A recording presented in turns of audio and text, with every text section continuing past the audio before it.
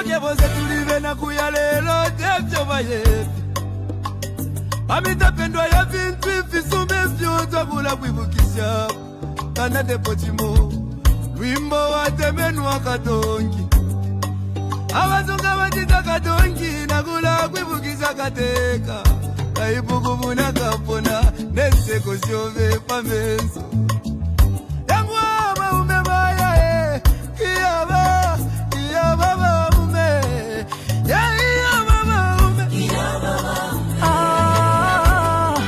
Kateka wa wantu Twakulila lelo twakulila Shika kukonke milimo shove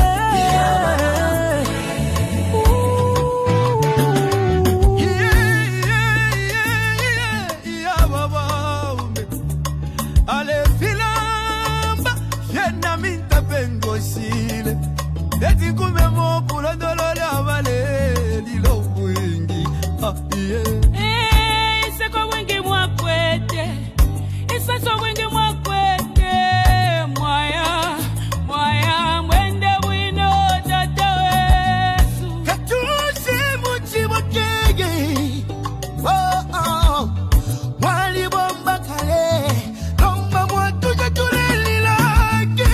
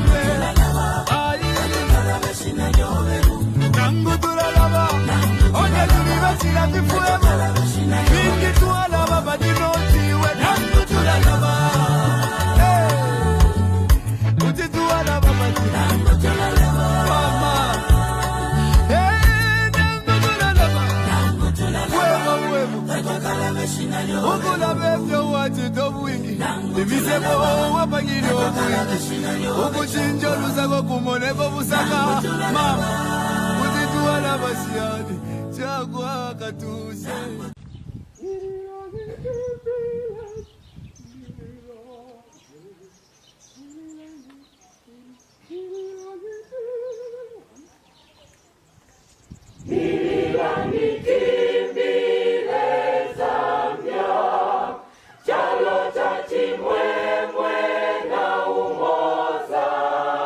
Isetika suzi kila mtendele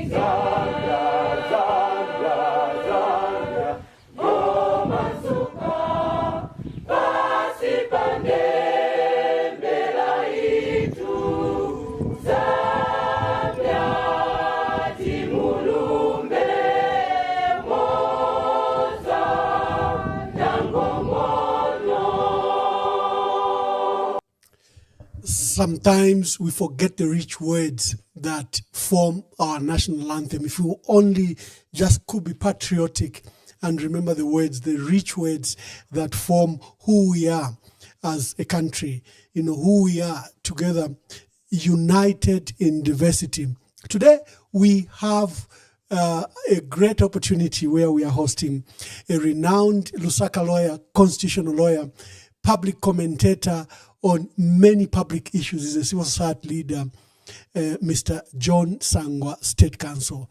I was inspired to play the national anthem, the Nyanja one.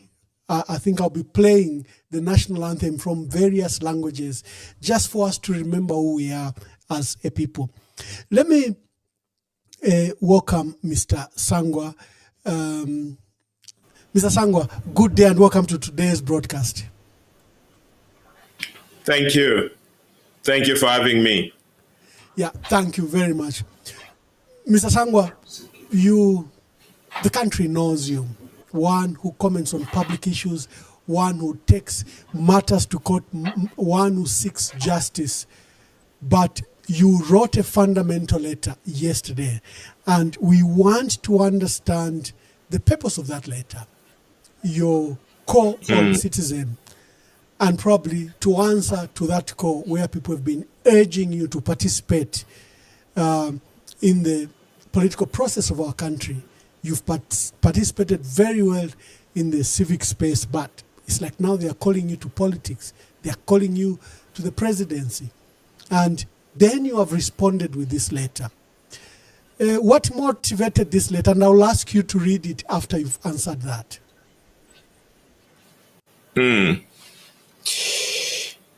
Yeah, I mean, several factors prompted me to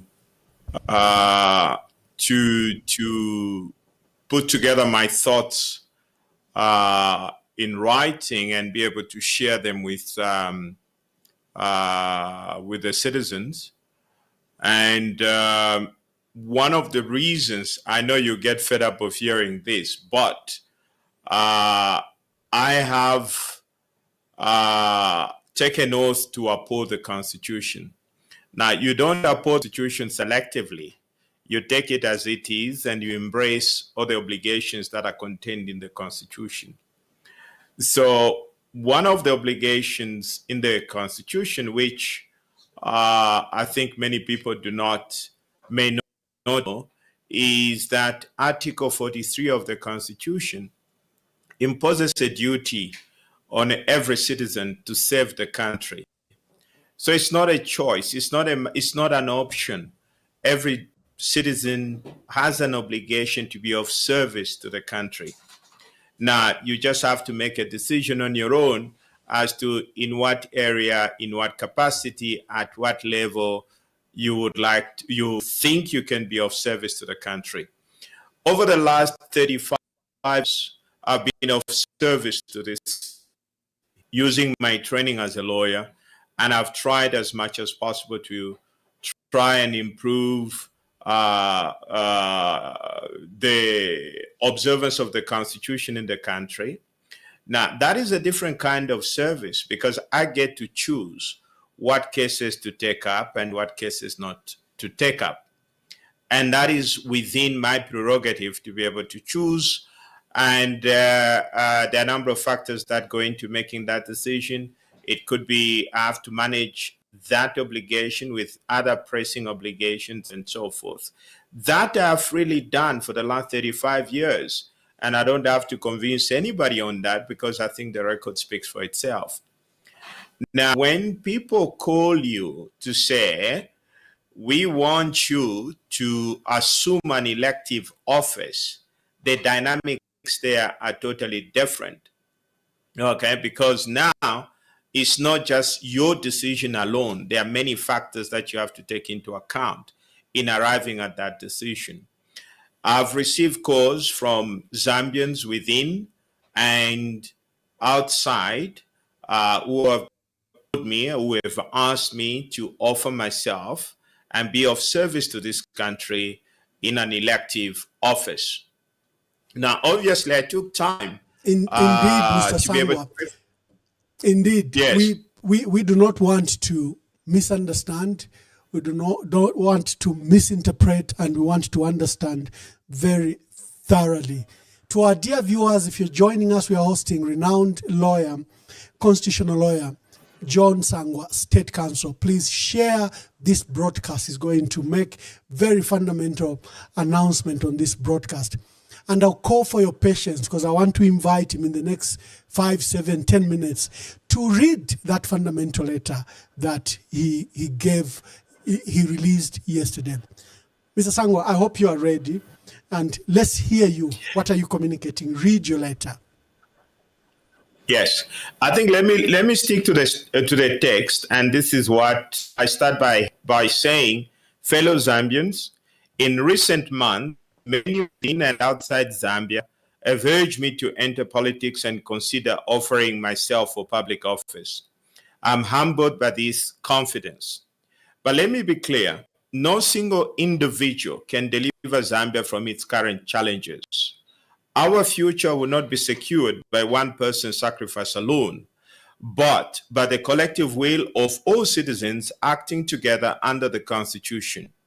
Leadership matters, but it succeeds only when it is matched by the people's readiness to play their part. The Constitution in Article 43 makes it plain that every citizen must be patriotic, promote national development, pay taxes, protect public property, uphold the Constitution, maintain law and order, and foster unity. These are not my personal demands. They are our shared constitutional duties. Service, therefore, is not the responsibility of leaders alone. It belongs to all of us. My own role and that role of any leader is meaningful only if the people themselves are prepared to shoulder these duties.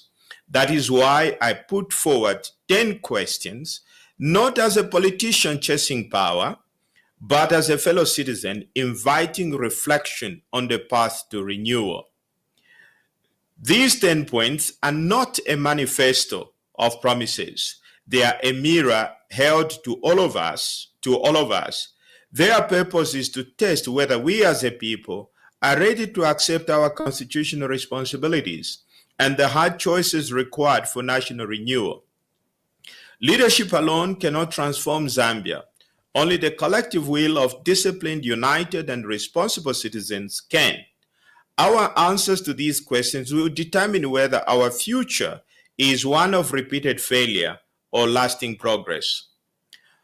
One of the first, question number one, that is understanding the crisis. Are we willing to understand, accept, and face the real scale and complexity of our national crisis? Not just poverty and high prices, but the deeper cancers of corruption, wastage, weak institutions, and a population growing faster than schools, hospitals, jobs, and land can keep pace with. Until we face these realities, honestly, solutions will remain superficial. Number two, are we prepared to make hard sacrifices required for national renewal, to reject corruption in all its forms, to end the culture of wastage, and to embrace responsibilities, not only in leadership, but also in family and community life? Strong families, responsible communities, and disciplined leadership are the foundation of a strong nation.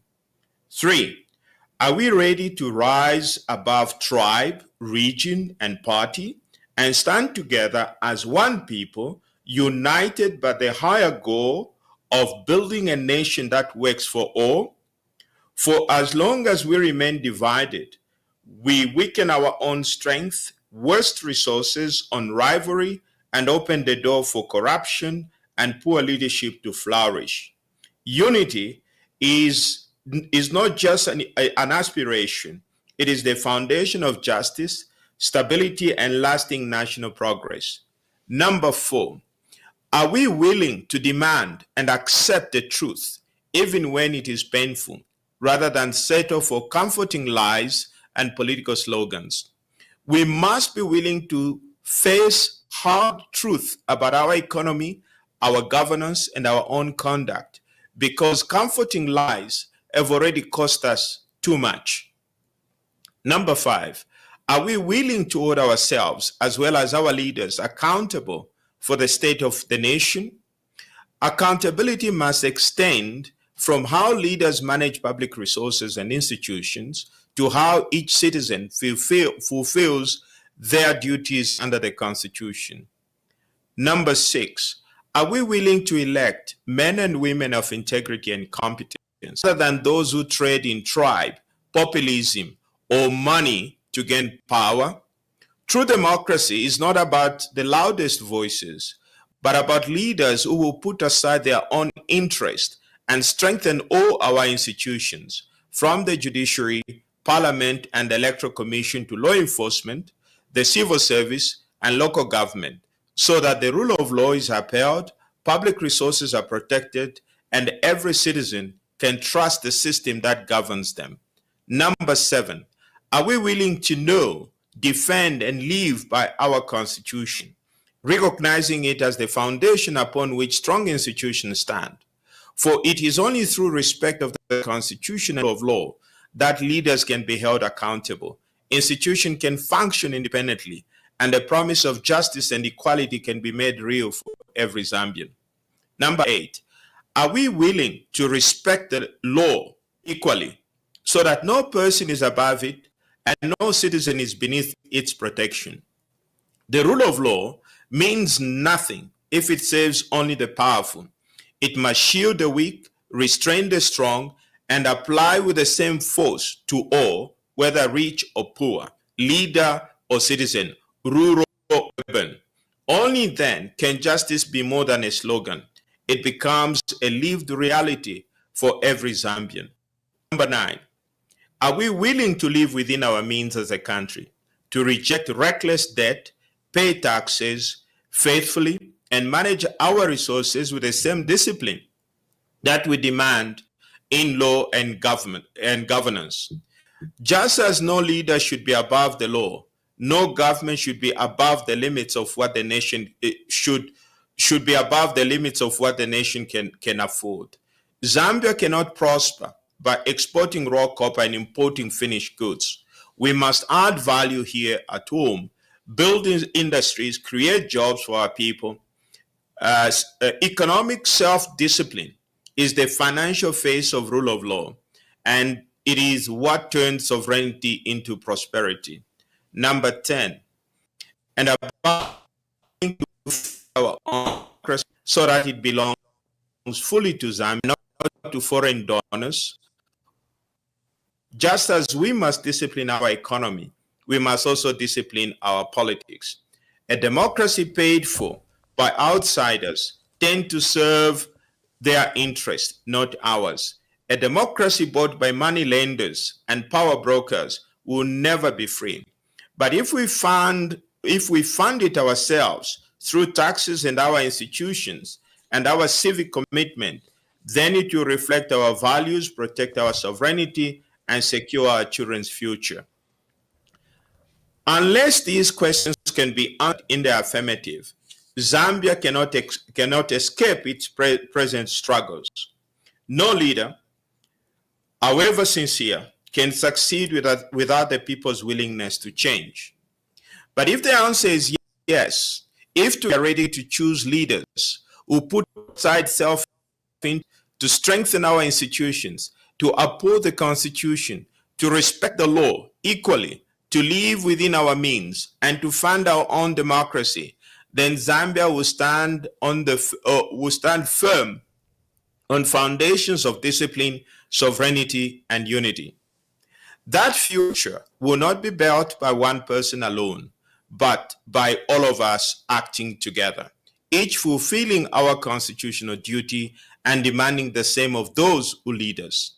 I am to serve, but only if the people of Zambia are ready to walk this path with me. Renewal cannot come from my sacrifice alone, but from our collective decision to change course together. By renewal, I mean Zambia, where corruption is rejected, institutions are strong, and the rule of law is respected, where families and communities take responsibilities. Citizens live responsibly within their means, and the Constitution is not just words on a paper, but living foundation of our daily life. For us, as one people, to face reality honestly and begin the work of national renewal. Fundamental letter. And now the difference with many aspirations and announcement about political ambition or need to rule is you are talking of that you're ready to serve, but you are enjoining citizens. You want citizens to work with you. And when I look at the 10 points or 10 questions that you've raised, you paint a picture of literally a broken country that needs to begin afresh, and that you cannot start it alone. The citizens have to join you. For example, they have to pay taxes, they have to be responsible. Isn't that a tall order for citizens? Citizens are looking for a leader, but you are enjoining them to the cause. Explain that rationale. Yeah, it's very simple to understand, Ambassador. We've been on this path for 60 years, right? I mean, it would be a pipe dream to continue to talk about the same thing and hoping that the outcome will be different. Okay? Now, I didn't just put together these thoughts overnight. It took me months. Okay? The reason is I took time to understand why are we still where we are 60 years after independence. Okay? Now, when you are being called or invited to do something, you first of all need to do some assessment. Okay? The assumption is that when you are being called, you're expected to do something different. Now, you now need to understand the problem first before you can determine whether you are ready for the job or not. Once you understand the problem, then it becomes easier to prescribe the solution. Okay? Now, without that kind of analysis, you can't just walk in there blindly. And that is how most people end up making fake promises and then promises which they know very well they'll not be able to meet. Now, I'm not there to tell people lies or to promise them the impossibles. I've looked at these issues, and I believe we need to address these 10 points. And I'm quite interested. I'm looking forward to somebody else who can tell me that we can still bring about renewal in this country without. I'm quite interested to hear what other people's thoughts are on this particular issue. And what I'm saying is that without addressing these issues, we'll just be going round in circles. The reason I'm challenging citizens is very simple. At a personal level, I can choose to mess up my life. It's my choice. Similarly, as a country, we choose to mess up our country. We can equally refuse to mess up our country and found some serious economic development. That is a choice of the people. We have had 60 years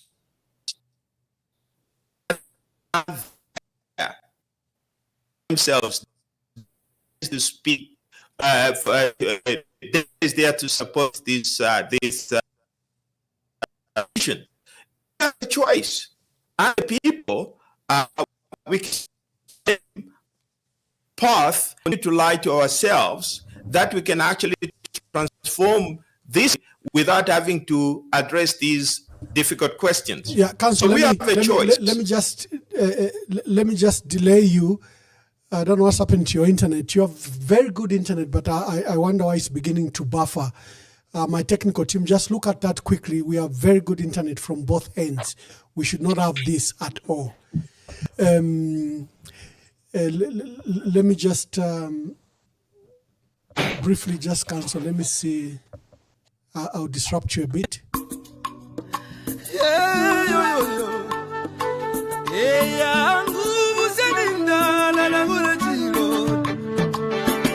Oje boze tulive na kuya lelo vyo bayevi amitapendwa ya vintu ifisume vyuta kula kwivukisha kana depotimo lwimbo watemenwa katongi abazunga batita katongi nakula kwivukisha kateka kaibukubuna kapona nenseko syove pamenso yangwaba umebaya iyaba baume iyaba baume kateka wabantu twakulira lelo twakulira shikakukonke milimo shove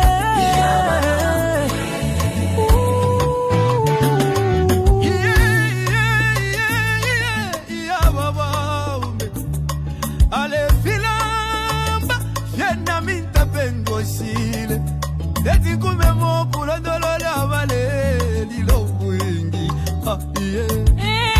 iseko wingi mwakwete isaso wingi mwakwete mwaya mwende wino tata wesu katusi muchi motege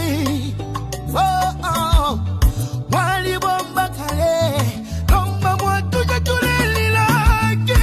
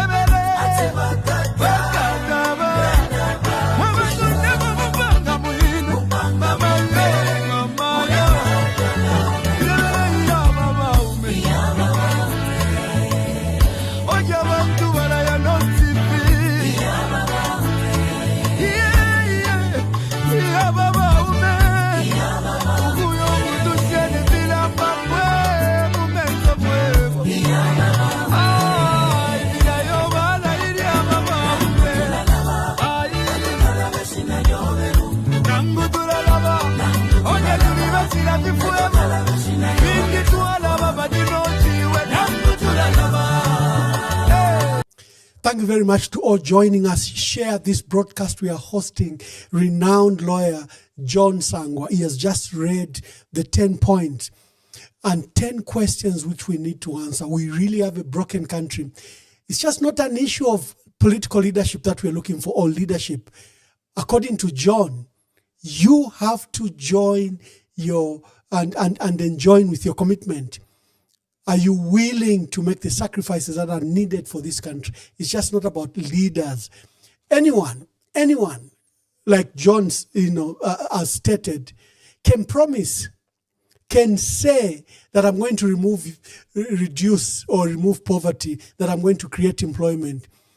But he says it's not that undertaking, and he says he's not ready to be part of those just that say things they know they cannot commit. And in his assessment, he has identified one of the issues is that the country is broken, but it needs your participation if we have to emancipate this country. Let's go back. I think now our internet is okay. Mr. Sangwa, to interrupt your thoughts, because I want this broadcast to remain with the quality that it is renowned for. Please continue with your thoughts. No, I was making the point that, we have a choice as a country. Okay, we have to make that collective decision that we need to move forward. We need to improve and bring about economic development for the country. That is a choice that we have, because remember, we're a sovereign country. Being sovereign means that you are responsible for your own destiny, So we have to make those choices. Now, my making of these 10 points, I went back over, I had to review the past 60 years. What have we done wrong? And what is it that we need to do to get things right? Now, you see, first of all, we live in a divided country. As somebody reminded me the other day, I saw something where somebody was saying that in another 5 years, Zambia will be heaven on earth. And I just said, but how is that even possible? How are you going to achieve that? Nobody's saying how they're going to achieve that. There have also been pronouncements to the effect that, well, by 2031, we'll be able to double the GDP. But nobody talks about how they are going to do that.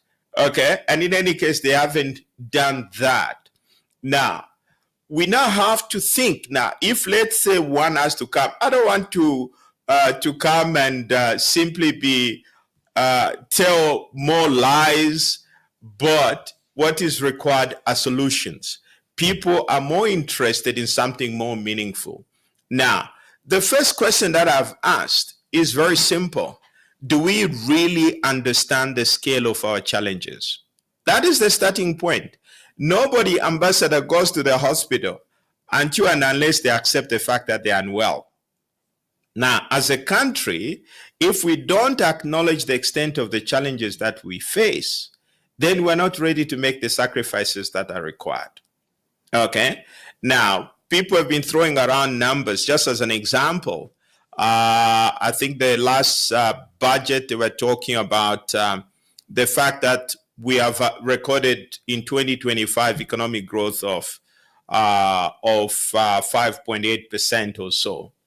Now, those are just numbers, but what do they really translate on the ground? Now, what is not factored in that discussion is the rate at which the population is increasing. Our population is increasing at nearly 4% per annum. Now, how can you turn around a country with an economic growth in terms of GDP of around 5 to 6%, and then you have a population which is growing at the rate of 4%? Nobody has ever articulated that. Okay? What you're looking at is an impossible position. And that is why people are saying those numbers are not felt on the ground.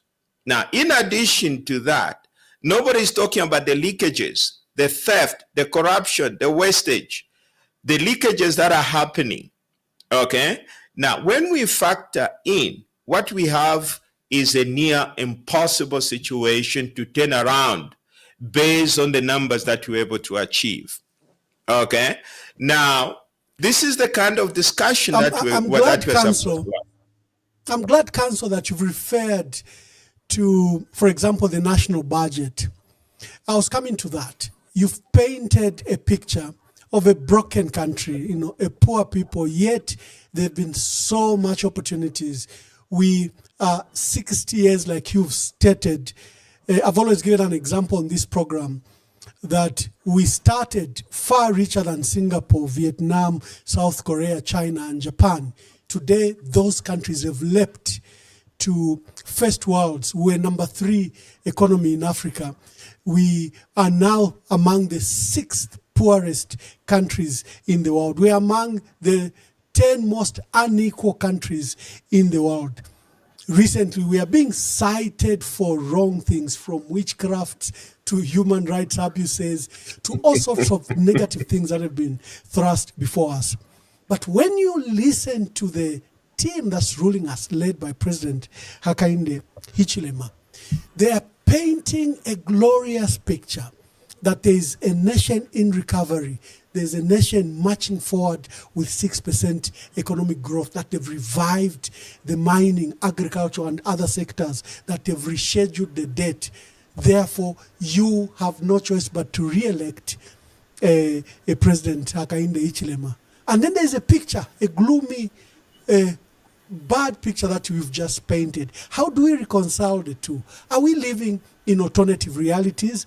And I'm glad that you said your statement of questions was not a manifesto, but a mirror to ourselves.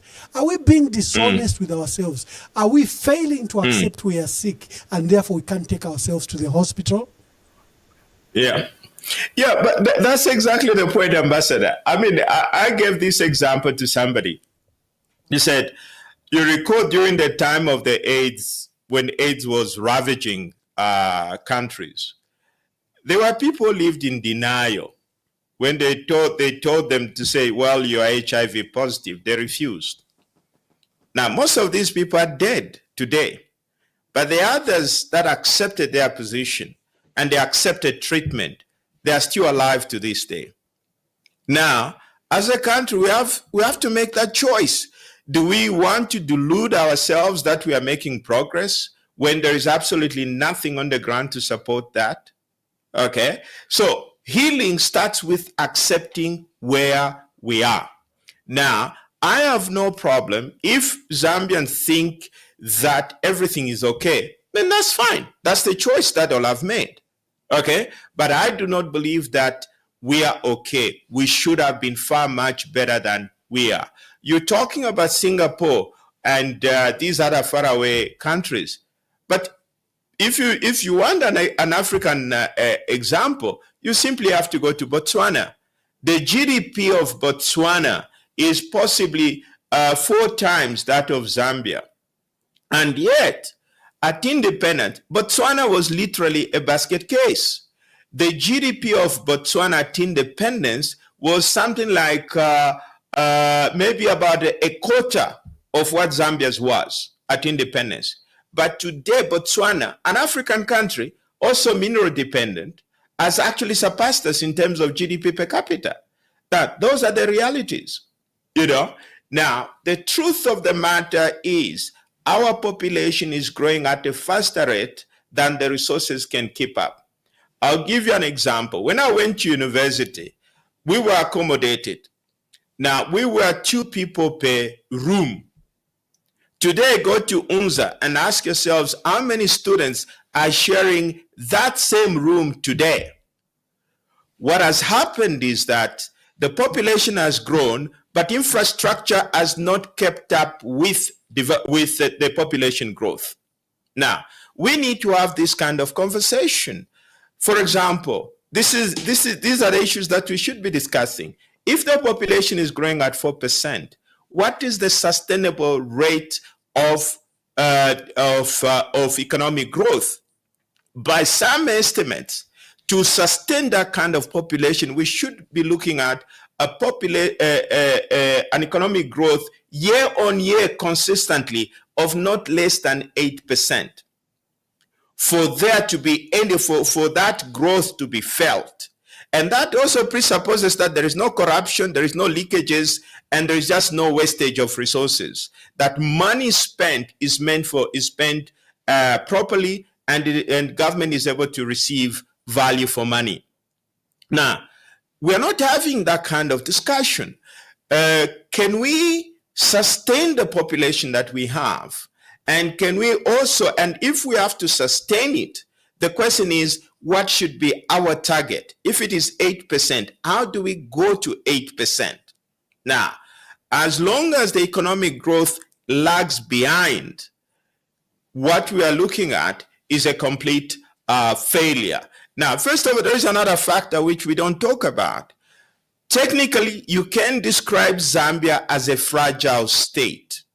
Now, when you move away from a fragile state, you go into a failed state. Now, what is a fragile state?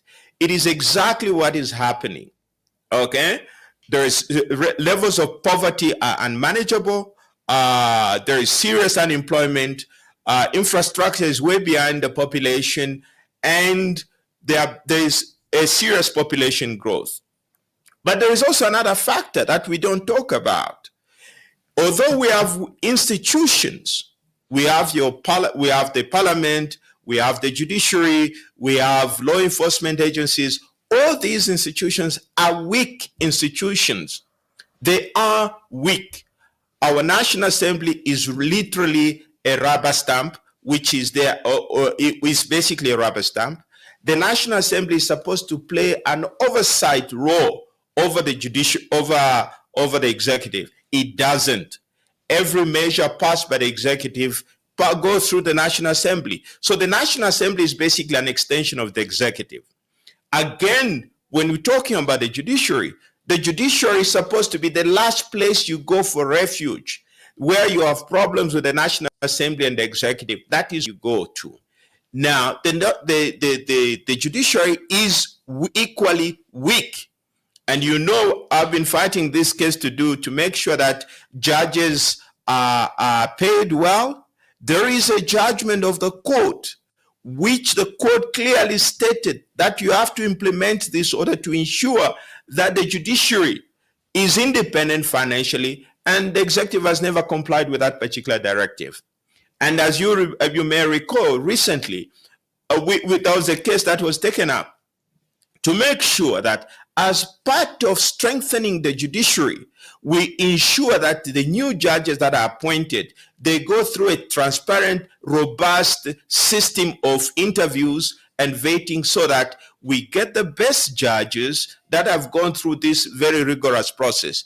Again, we have just witnessed a secret recruitment process. Now you wonder, why would even anybody do that? Now, all these measures, and that's why I've been fighting. I'm not a judge, and I only have friends. I don't have relatives who is on the bench. But I stand for this institution as a matter of principle because it is a critical institution in the governance of the country.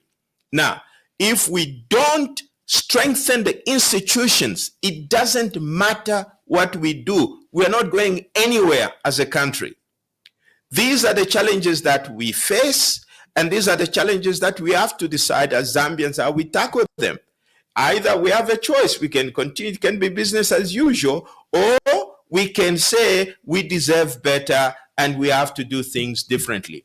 So this is the reality. One can paint whatever picture they want to paint, but the facts on the ground do not support whatever numbers that are being thrown around. Yeah, wonderful. Let me bring you back to the issue. I think your forte, the issue. You are a lawyer, and I think most of your advocacy has been in law practice or related matters, such as the Constitution. I think the country knows your sound opinions on the issues of the Constitution and how you raise alarm every time there's an abrogation or threat to our Constitution and our democracy. You've just talked about the secret recruitment of judges. There was a Superior Court Act that was amended, which has expanded the bench at the Constitutional Court, the Supreme Court, and at High Court. And here it is. We all agree our judges are few. We all agree the burden of their work is so much in relation to per capita.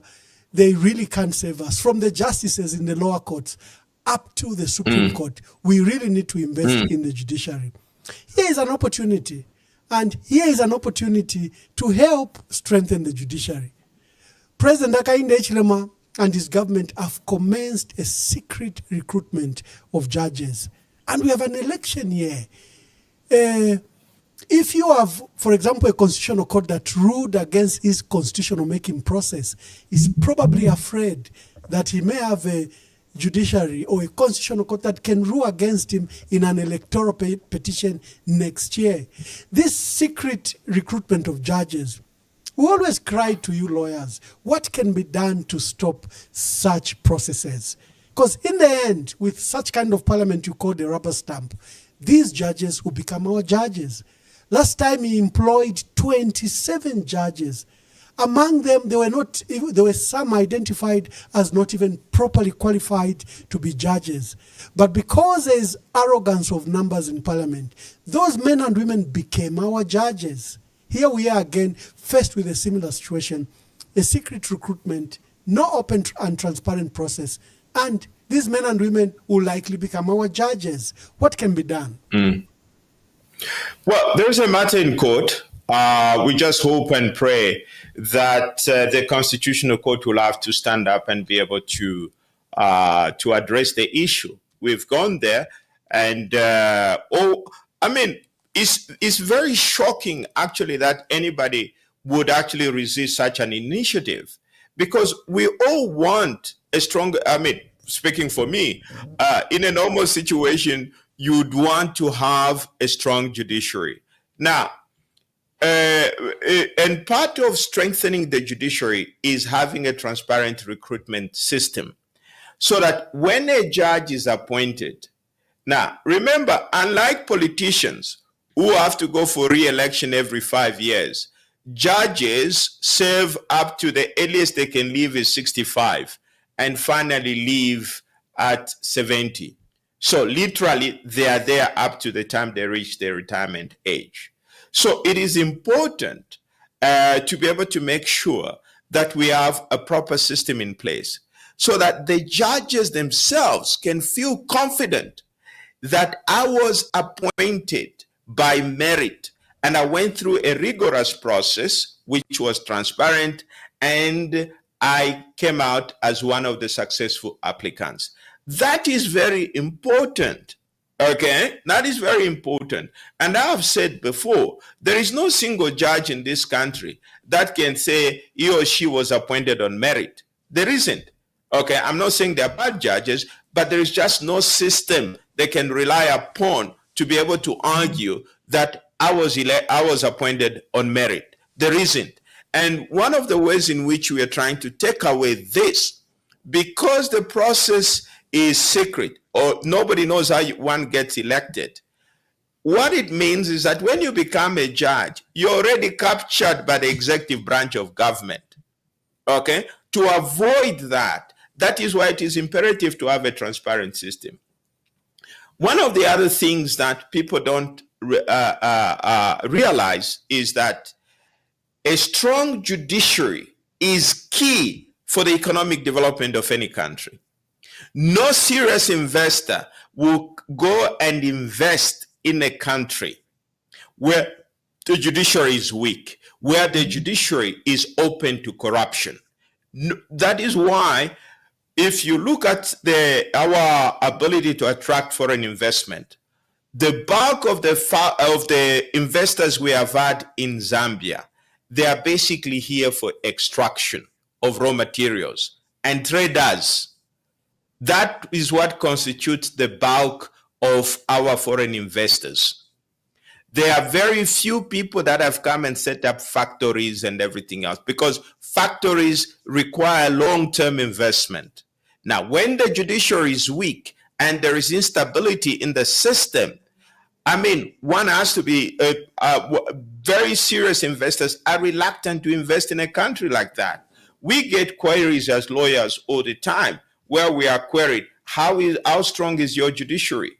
Okay, and we are at loss to be able to explain. For example, you have cases, commercial cases that have been in court for nearly 20 years. Now, what business can survive litigation for 20 years? Okay, now this is critical for the growth of the country, for the development of the country. Now, these are the issues that we should be addressing. Politicians, you can hire every 5 years, but you can't be churning judges every 5 years. You can't. So the process of admission is very important, that it is robust, transparent, and legitimate in the process. The second issue is the issue of the constitution and its reforms. We're 10 months away from elections. And if it's for nominations of presidential candidates, I think we literally are a few months away because an electoral calendar has been set up. But this government is determined to amend the constitution. They think that, first of all, a delimitation process should be effected and women and youth should be included. Many analysts have said this, if the constitutional amendments were to proceed, it will advantage President Hakainde Hichilema. Because first of all, you will have a parliament with a start of 42 MPs that you will have nominated. Whichever president wins then can nominate up to 42 members of parliament, because the 12 youths, the 20 women, and the 10 that are usually nominated by the president. And then the delimitation, whose report has not been issued to our people. We don't know which constituencies will be then delimited or divided. Clearly, the constitutional amendment has been seen to be done in a process that is dishonest. Despite its rejection by the Constitutional Court, the president has proceeded with this process. Yesterday, like you always say, Council, there's no dull moment in Zambia, because you wake up tomorrow and there's a bombshell. We woke up, the president appointed Is it a 20 something member committee as a technical committee to reform our constitution? The Constitutional Court was very clear in its directive to government that the process must be transparent. The men and women that will be set up, I think, must be inclusive, drawn from great stakeholders. This is a matter you fought for literally all your life, the issue of the Constitution. How do you see this matter, and where should we go? This obsession with clear amendment of the Constitution before we go to election. Yeah, I mean, I'll put it this way. It's simply being irresponsible, okay? And it's not acting in the interest of the country. The Constitution is the least of our problems. We have more pressing issues. These are economic and social. Unless somebody can tell me that amendment of the Constitution will put food on the table of the Zambians or will improve the GDP of this country, I'll be the first one to support it. Okay? We don't do that. Now, even if, let's say, you want, nobody has made a case why we have to amend the Constitution in the first place. And I've argued this several times. The Constitution as we have it is a bipartisan product between UPND and PF in 2016. A bipartisan product. They debated all the clauses that were there. And I've argued this thing, and I've said the same reasons we oppose Bill 10, those reasons are still valid today. Now, first of all, you see, the country is struggling economically. Now, you want to create more sources of expenditure, okay? And now you're talking about creating, I don't know how many other constituencies that they are talking about, but nobody's talking about the financial implication of that. If you look at it, is that a priority for the country? The answer is no, it's not a priority. The priority is fixing the economy. The priority is creating jobs. Priority is ensuring that there are medicines in hospitals and so forth. Those are the priorities that we should be focusing on. And now, even this very exercise which they announced is a very weird one. First of all, you appoint a committee. I haven't seen the terms of reference. If you go back from 1972, every commission appointed has the terms of reference. This one, we don't even know. Maybe it's yet to come. Maybe I should hold judgment and wait for it to come. But it is, I mean, it is irresponsible. You don't do it that way. And amending the Constitution is not like amending a party constitution. A party constitution, you can wear, even a party constitution, I don't think you can amend it the way they want to amend the national constitution. It is absolutely not a priority. Ambassador, let me also seize this opportunity to clarify one other thing. You know, there is a misconception here between creating additional constituencies and delimitation. Delimitation has nothing to do with creation of new constituencies. Even right now, there ought to be a delimitation. Right now, there should be a delimitation before the election, so that this takes effect once the National Assembly is dissolved. Okay? Delimitation is not the creation of new constituencies. It is the adjustment in the boundaries of constituencies. I'll give you an example. I've talked about this thing before. You have Kanyama constituency with 500,000 people. 500,000 people. That is just one constituency. Then you have Feira constituency, which has less than 50,000 people. It doesn't make sense. Okay? Ordinarily, with the Lusaka's population of nearly 3 million, Lusaka should have more than 20 constituencies. Just by redesigning the existing constituencies within the province, redesigning them, such that in the case of Kanyama, you should have 3 constituencies out of Kanyama alone, without increasing the number of 156. Okay? That is what delimitation is all about. The delimitation is supposed to ensure that members of parliament have almost the same number of people in their respective constituency.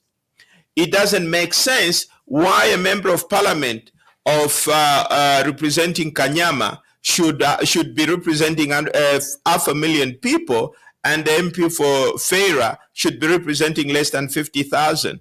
It doesn't make sense. Okay, so that is the purpose of delimitation, which ought to be undertaken right now. Revise the boundaries of constituencies in Lusaka province so that you end up with roughly maybe about 30 or so constituencies, just about under 20. Right now, I think the number is about 12 or so. We need to have more constituencies in Lusaka, not creating more, but just revising the boundaries. This is the misconception that we have, you know. So our priorities as a country is misguided.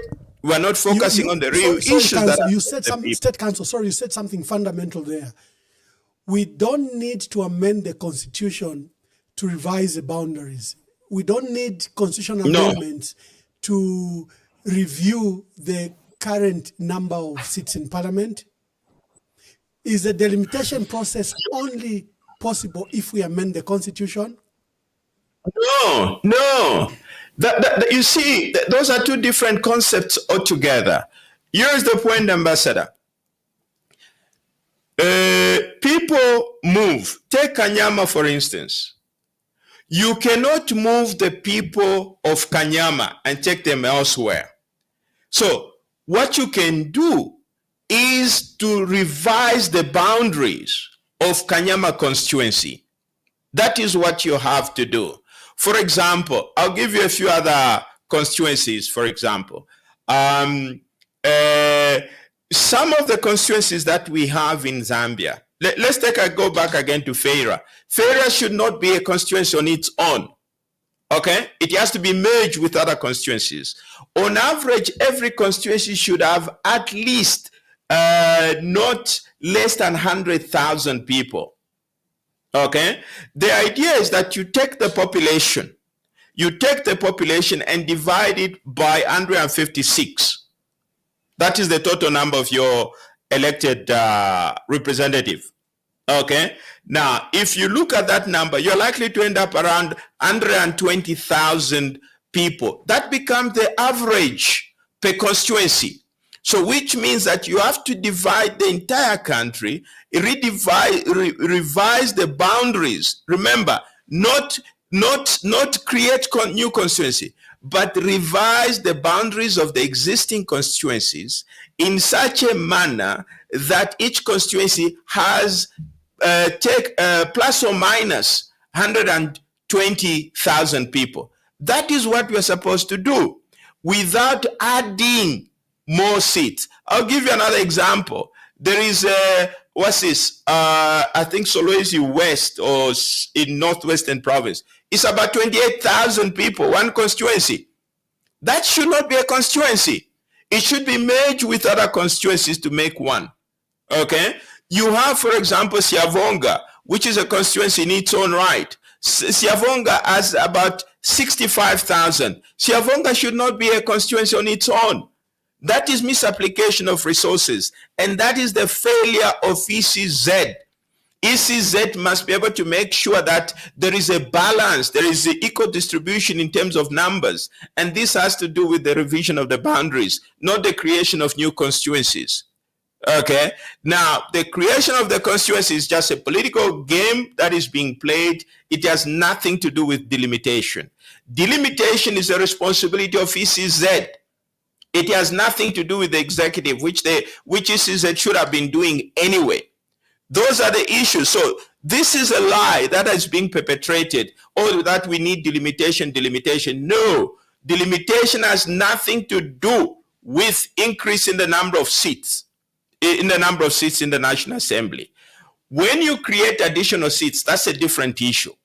But right now, a delimitation exercise, which is a revision of the current boundaries based on the 2022 census, that ought to be carried out. Okay. Again, if you look at the distribution of seats, there is an imbalance about how the 156 has been divided. If you look at the census report of 2022, those are the issues we should be talking about, not amending the constitution, or let alone increasing the number of seats in the National Assembly. I think it's a cry, like there's a lot of misunderstanding. Do you need more districts or do you need more constituencies? The issue is of representation. The areas you've cited that sometimes the population, I remember politicians would argue that if I win Lusaka, Munali, for example, Munali and Matero and Mandevu combined, forms the entire population of Northwestern Province. So I think there's an issue of both representation and population, according to how our population are dispersed across the country. But of course, that's another day for debate. But our politicians have put it that you just need a seat near where you are. Even if you are 10 of you near a village, you need a new constituency in that area for representation. Yeah, that's being irresponsible and the wastage of resources. Yes. Yeah. So, Ambassador, this is a very, very interactive program, and there are many people waiting to call you. We've got a huge turnout on social media that have turned out to listen to you. You are ready to save, and ready to save in what capacity? Have you formed a political party? Are you going to join a political party? Will you shop for a political party? Have you thought about this? Ambassador, I've taken time. Okay? The problem again, it comes down to these issues that we're talking about. We keep on repeating, doing the same thing, and for some reason we hope for a different outcome. Okay? Now, there are so many examples of people that have jumped into this political arena, formed their political party. And what happens? At the end of the day, they just realize they are on their own. Okay? Now, we have to learn from that. Why is that? And that is why I am saying I'm here to serve, but I'm not there to serve alone. Okay? I'm inviting people. Can we join hands? Now, whatever we do is not for my personal benefit.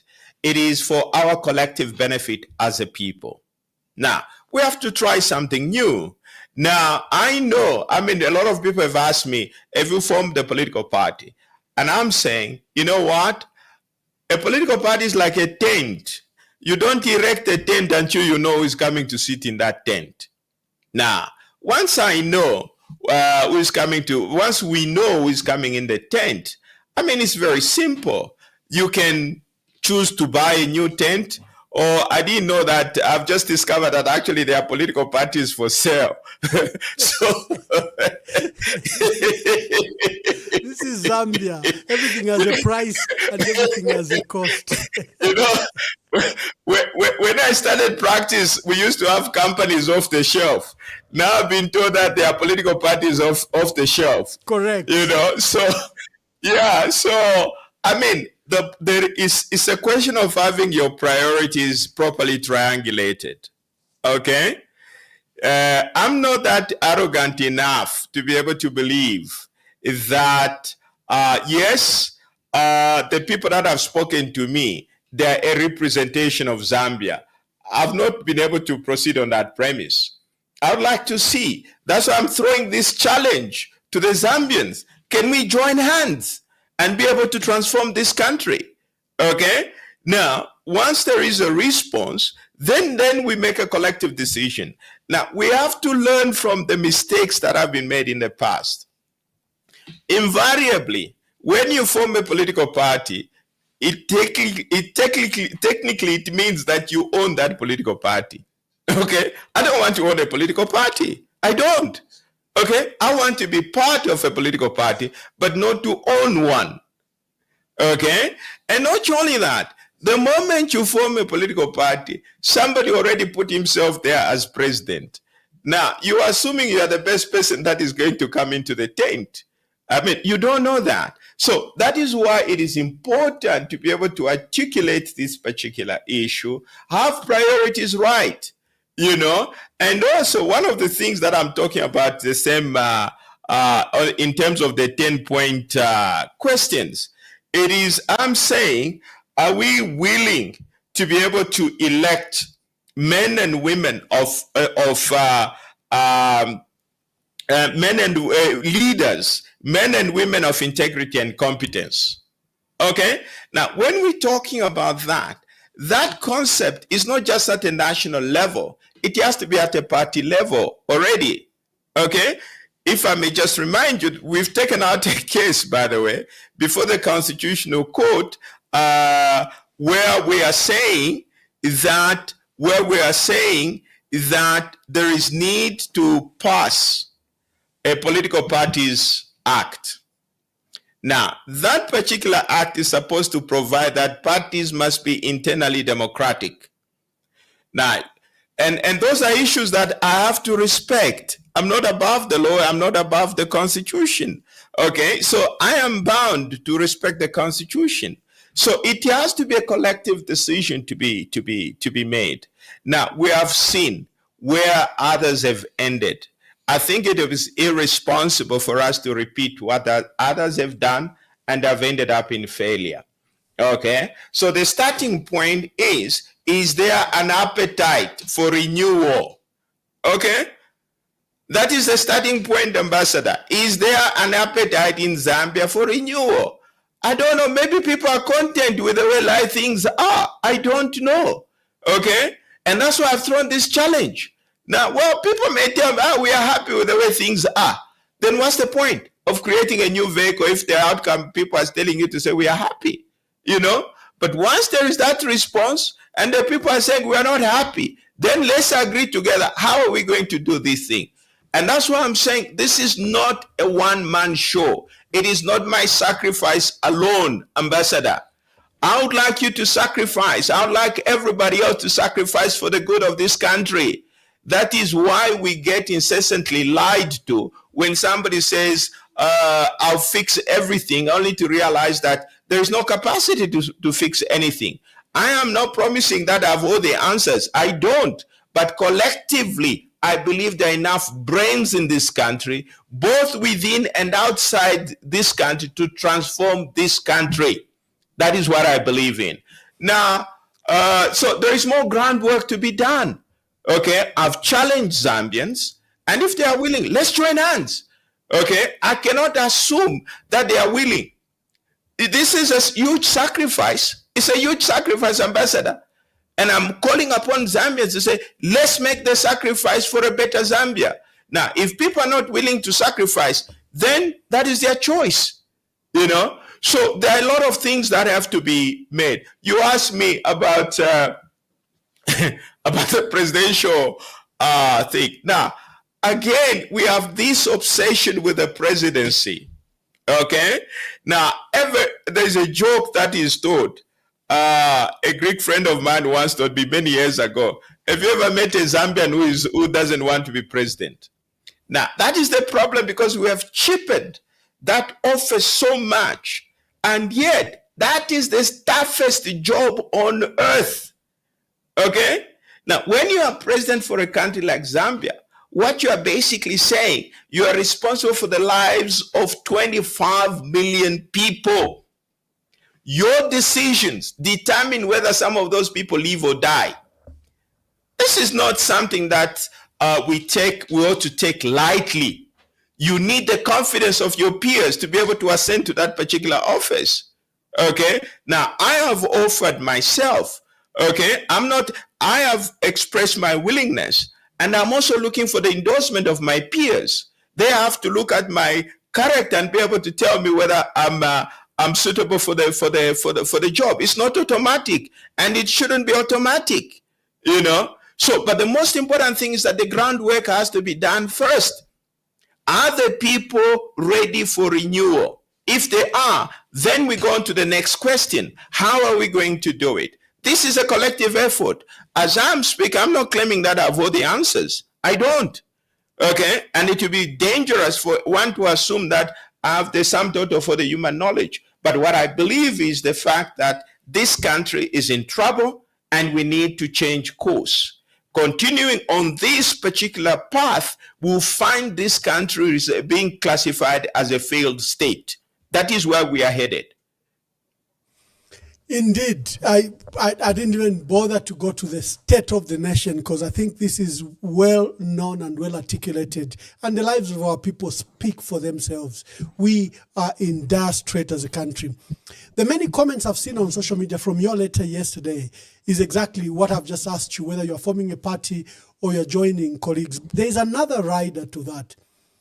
What will be your role with the opposition? Again, they're asking, are you joining your colleagues, for example, in a united front? Others are even pairing you. No, be with Dolika. No, be with Makebi Zulu. No, be with... They're already forming a team. What is your perception around a team? You seem in your letter, what I gather, maybe I'm wrong, is that you seem to have bypassed the current political structure and you've gone straight to the people. But people are asking the mechanisms. Yes. What about the current people that have been in the struggle, the political parties who are attempting to unite together? Are you bypassing them? And in working with others on the United Front or individuals, like many people are saying, Dolika Banda and others, what is your view? Have you applied your thoughts to that? Ambassador, in our politics, in fact, we have ignored the voter. Okay? And yet, it's the voters that are the bosses. Okay? So my message is directly to the Zambian people. Ultimately, they are the decision makers. Okay?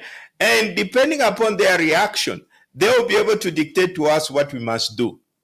And also, from where I stand, this is a sacrifice on my part. It is me discharging my constitutional obligation to the country. Okay? Now, it shouldn't be so much about positions. Now, that is where the problem is. We get so consumed about position that we forget what the real challenges are. Now, at the end of the day, what is critical, and what is critical really is transforming this country. Now, you can see in the last election, for example, people are smart. The citizens are smart. That is why I'm talking to Zambians directly. If you look at the results of the last election, we had what? Something like 14 or 15 political parties. And yet, the real contest was just between two political parties. The people made that decision. Okay?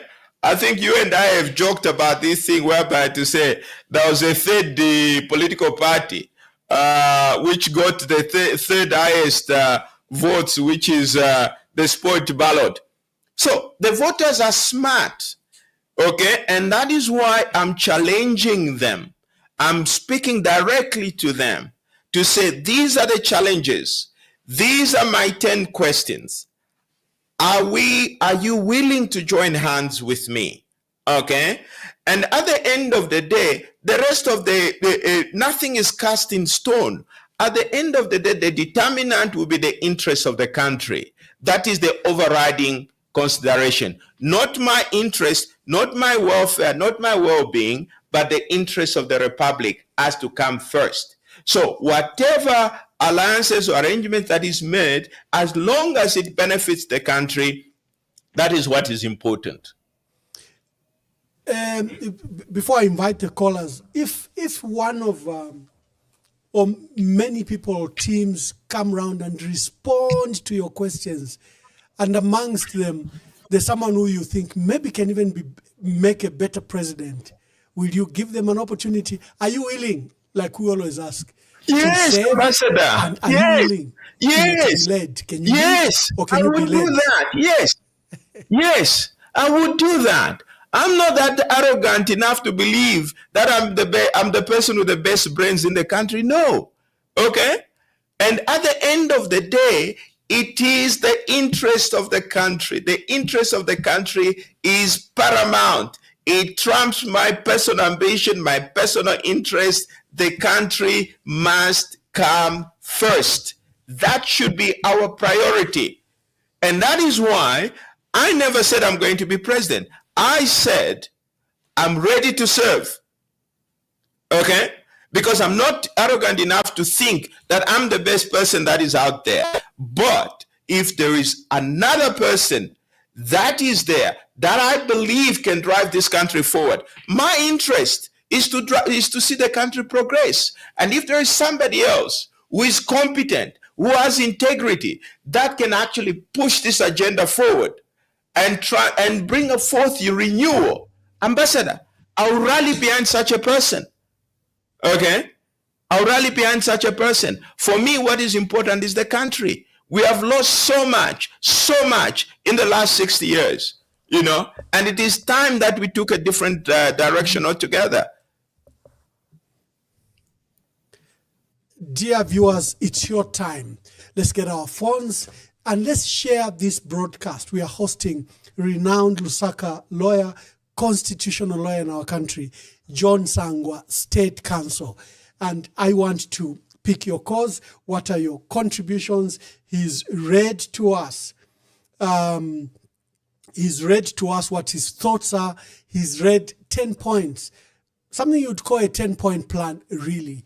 But he's asking you that the sacrifices that leaders have to make, there are some things that you need to make. The calls are beginning to pour in. Let's take those calls. Caller, please tell us your name and where you are calling us from. I am John Kasonso. I'm calling you from Vancouver, Washington. And I have 4 questions for State Counsel, John Sangwa.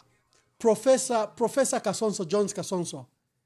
Yes, sir. Thank you, Professor. Make your contribution or your questions. Yeah, first of all, I would like to thank the State Counsel. He has been an important voice for our country on matters of the law. And a lot of people also have passed through his classrooms as a great teacher, and we have all his testimonials all over the country and littered all over the world. So I first of all would like to thank him for his service to his country for in that capacity. And then also I would like to cite one situation that will lead into the question. The State Counsel John Sangwa told us that President Edgar Lungu was not eligible to stand for a 3rd term. And he took the case to the Constitutional Court. Among other people, they lost that case. But later on, once they lost that case, or subsequent others lost those cases, there was a repeat of that case. So he wanted to take his faith and his trust in the system that the prior judgments were valid. But again, he lost that case. The other judges ruled that he wasn't eligible to stand ever again. And they explained it to us. So there are these nuances of the law. I can't attribute that to the fact that he was flip-flopping, but I can just attribute that he is a very humble and a very useful citizen. Yeah, and in that same regard, I would like to first of all take a correction. Botswana's GDP is not 4 times that of Zambia. That was an incorrect statement. The Botswana's GDP stands at $19.3 billion in nominal terms. Their projected GDP growth is minus 0.4 for 2025. I think that is said in relation to their population. Their population is only 2 million. I'm coming there. I'm coming there, Ambassador. I'm coming there. I have the number for that as well. Zambia's GDP is 31.8 billion and projected growth is 6.6 billion. When you go to GDP per capita, that is in relation to their population, Zambia's GDP is 1,330. And Botswana's GDP is 7,020. So the GDP per capita is 5.3 times more, not 4 times. Now, when it comes to GDP, I want to agree with the State Counsel that the GDP number projected and also talked about in Zambia is not a useful number because I'll add the meat. Much of the earnings of the country go to foreign investors, to imports and debt servicing. Now, the first question I would like to ask the State Counsel is, were you invited to participate on the technical committee to gather citizens' views and draft the Constitution? But if not, why do you think you were not appointed to that, or you again just refused. 2, you have said that the best performing president was President Frederick Chiluba, and I have the view I take the view that he found the situation bad economically in Zambia as president, but he made it worse through company closures that could have been improved through business process re-engineering. The view of mine is that the structural adjustment program was a fiasco. The question is, who are your heroes and role models among the economists, and how can that, how do their ideas inform what you are proposing? And finally, I have known you at a distance since the days of Zadeco, ZDC, Mwamba ZDC. I have never heard you speak any of our mother tongues, Ichinyanja, Ichibemba, or any of our mother tongues. So just where is your village? Thank you, State Council. Professor Kasonso there from Vancouver, Canada. Hello, caller. Please tell us your name and where you are calling us from. Yes, good evening, Ambassador. Good evening. My name is Mrs. Anonymous from the AI Kingdom. Yeah, good evening, Council John Sangwa. It's good to have you on this program and to hear your, I think, views on what people are calling you for to be. Oh, Council, can you also consider to be the other part of the people to liberate Zambia, or to join people who are saying, can we have independence 2.0? Yeah, I'm going to ask in relation with what you discussed concerning the delimitation and the redesigning of the constitutions and so forth. This question is with regards to Constitution Development Fund, which I think when you look at the budget that Honorable Stumbe Komisogotwane gave, was it last week or so, where we saw that there's an increment in the number of, in the amount of money that has been allocated to CDF per constitution, and it has gone to 40 million kwacha, if I get my figures correct. And if you look at how the figures have been increasing from the time UPND came into power, we are now at 40 million kwacha per Constitution Development Fund. However, when we see the release of those funds to the constituencies, it has been a challenge. I think we saw at one time where they showed who is doing well in terms of utilizing or the utilization of the Constitution Development Funds. And we saw Munia Zulu was amongst the top people. However, when you look at...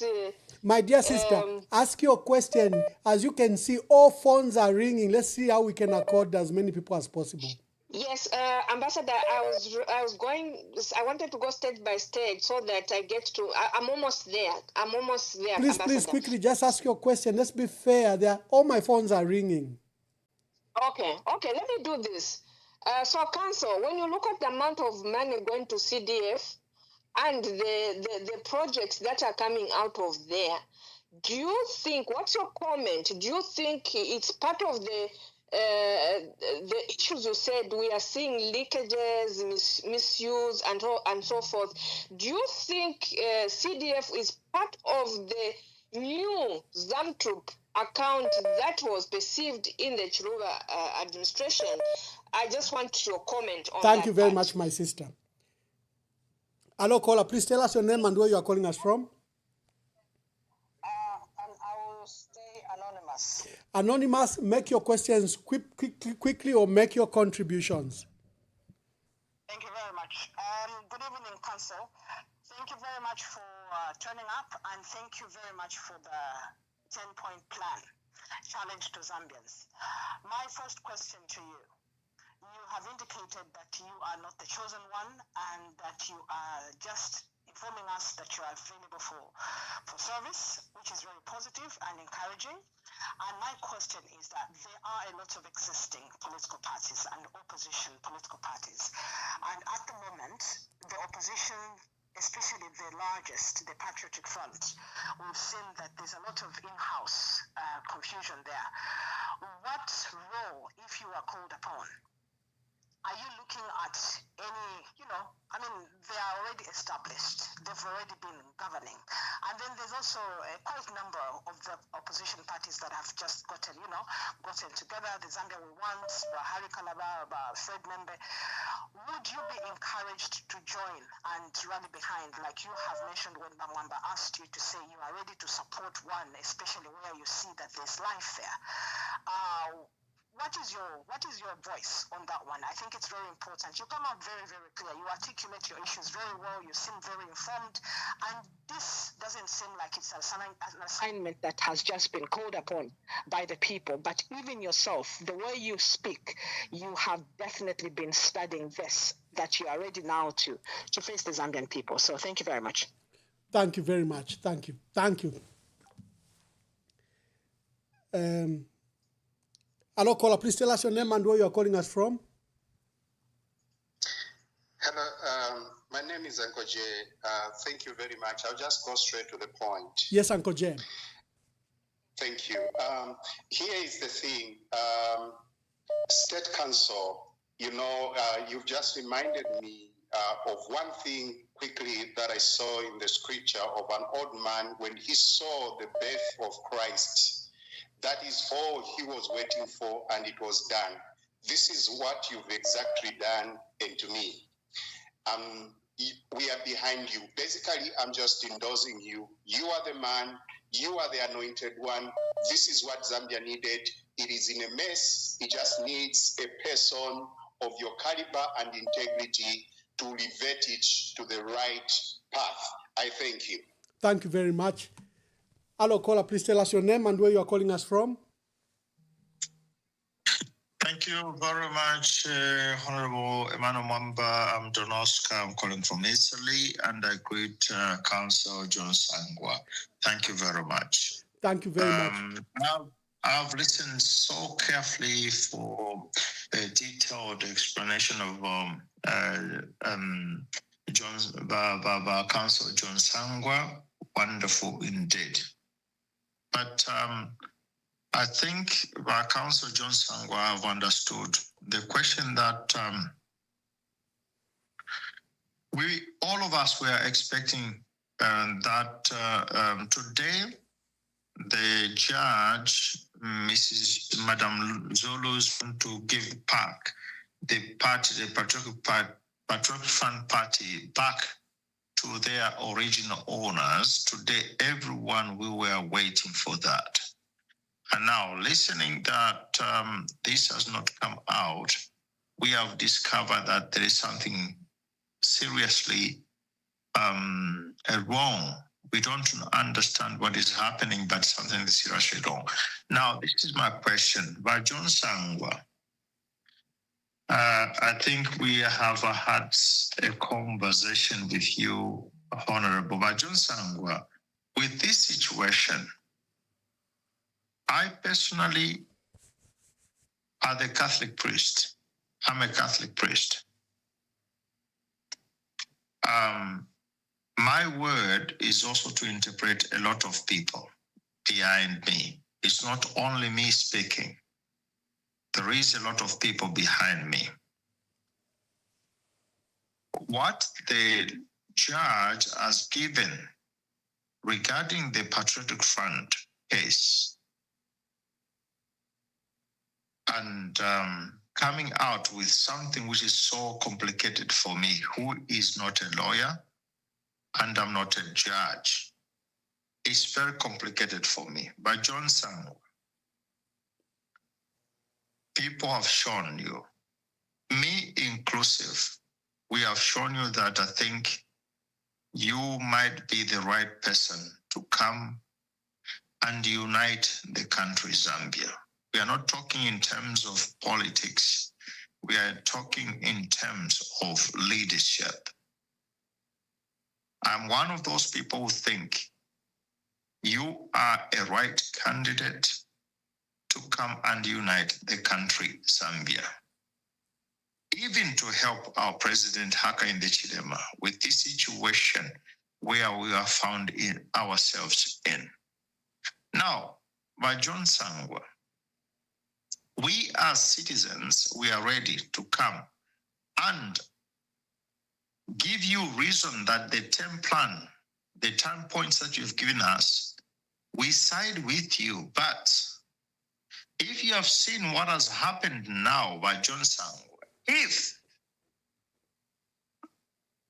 the law is being applied partially, and something which was so clear for me to give back the party to the Patriotic Front, because Mao Sampa was elected illegally, has confessed and come out and say, they elected me as a president unlawfully, and then we found that this cannot be applied sincerely and carefully by John Sangwa. Me, I'm ready to support you. Most of the Zambian people are ready to support you. Even some of the UPND people are ready to support you. But this is my question.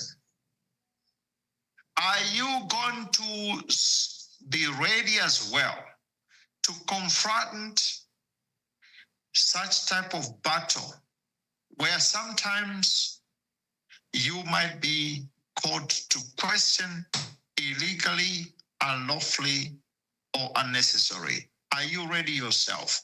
We are ready. I, Donoska, I am ready. Thank you very much. Thank you very much. Thank you very much. Hello, caller. Please tell us your name and where you are calling us from.